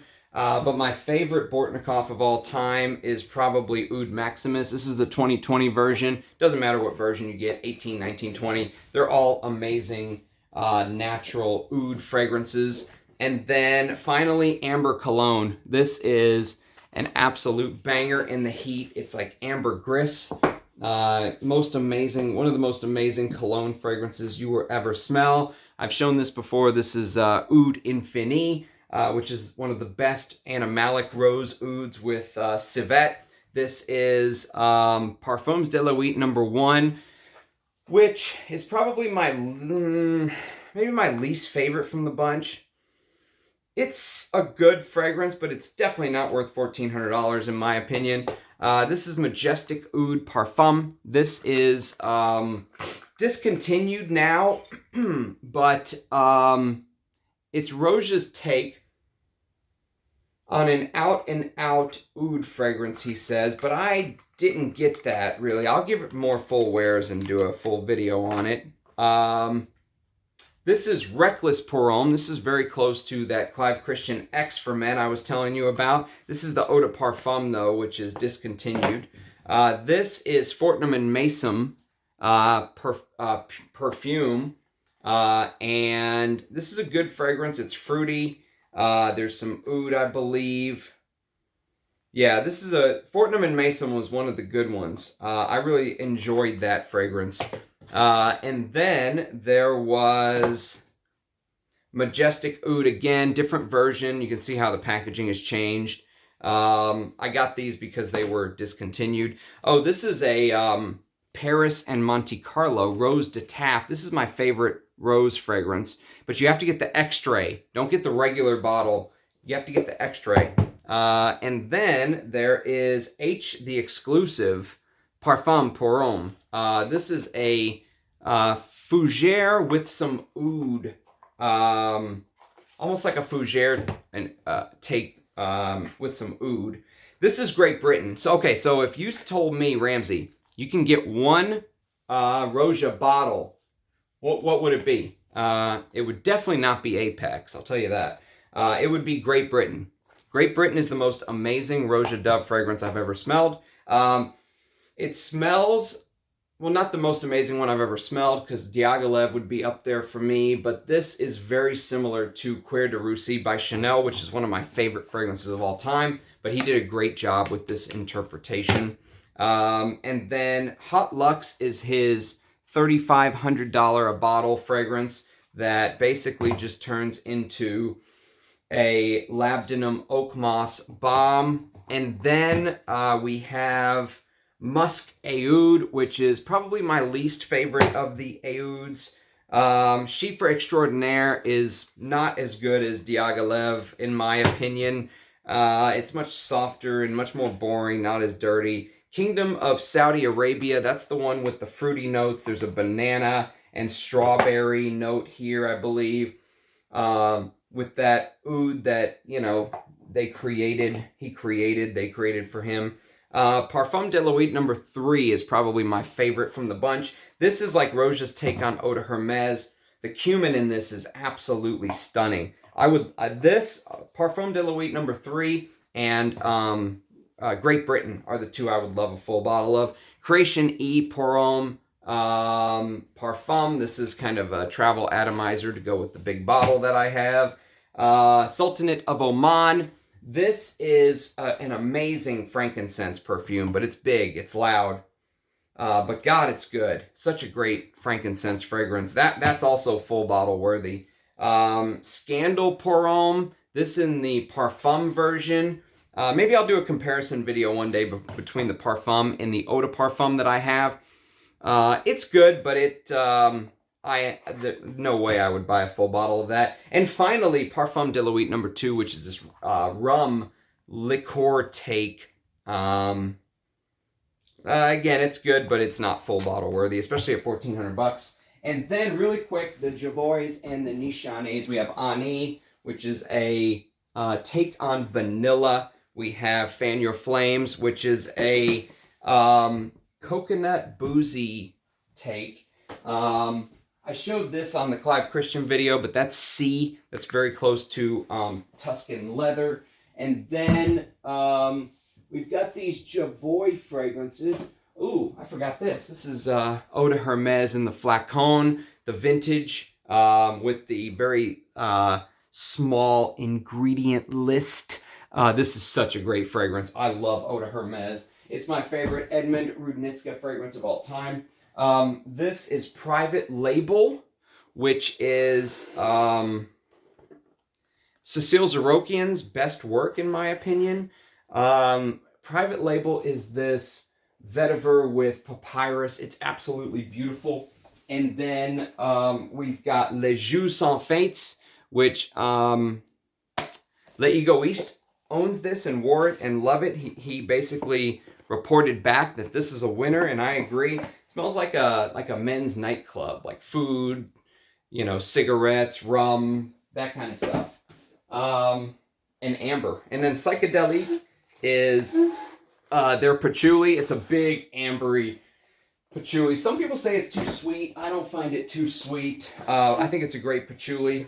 And then this is Incident Diplomatique. This is the vetiver with like 3 different types of vetiver in it. I actually really like this fragrance. This and Private Label go hand in hand. And then finally, we've got L'Enfant Terrible, the Terrible Child. This is discontinued, and it's cumin in the top with this Feminite Dubois dry down, but it's cumin and dates, dried fruits, with this sandalwood base. It's absolutely stunning. Okay, 3 hours and 15 minutes. My God, people. I hope you enjoy this. I am never doing this again. I just want you to know. So cherish it, relish in it. Now I have to go see my wife's wrath. So pray for me. I hope you enjoyed this. Cheers, guys. And if there's any you want full reviews of, do let me know in the comments and I will try to prioritize them. Cheers. Love you. Bye-bye.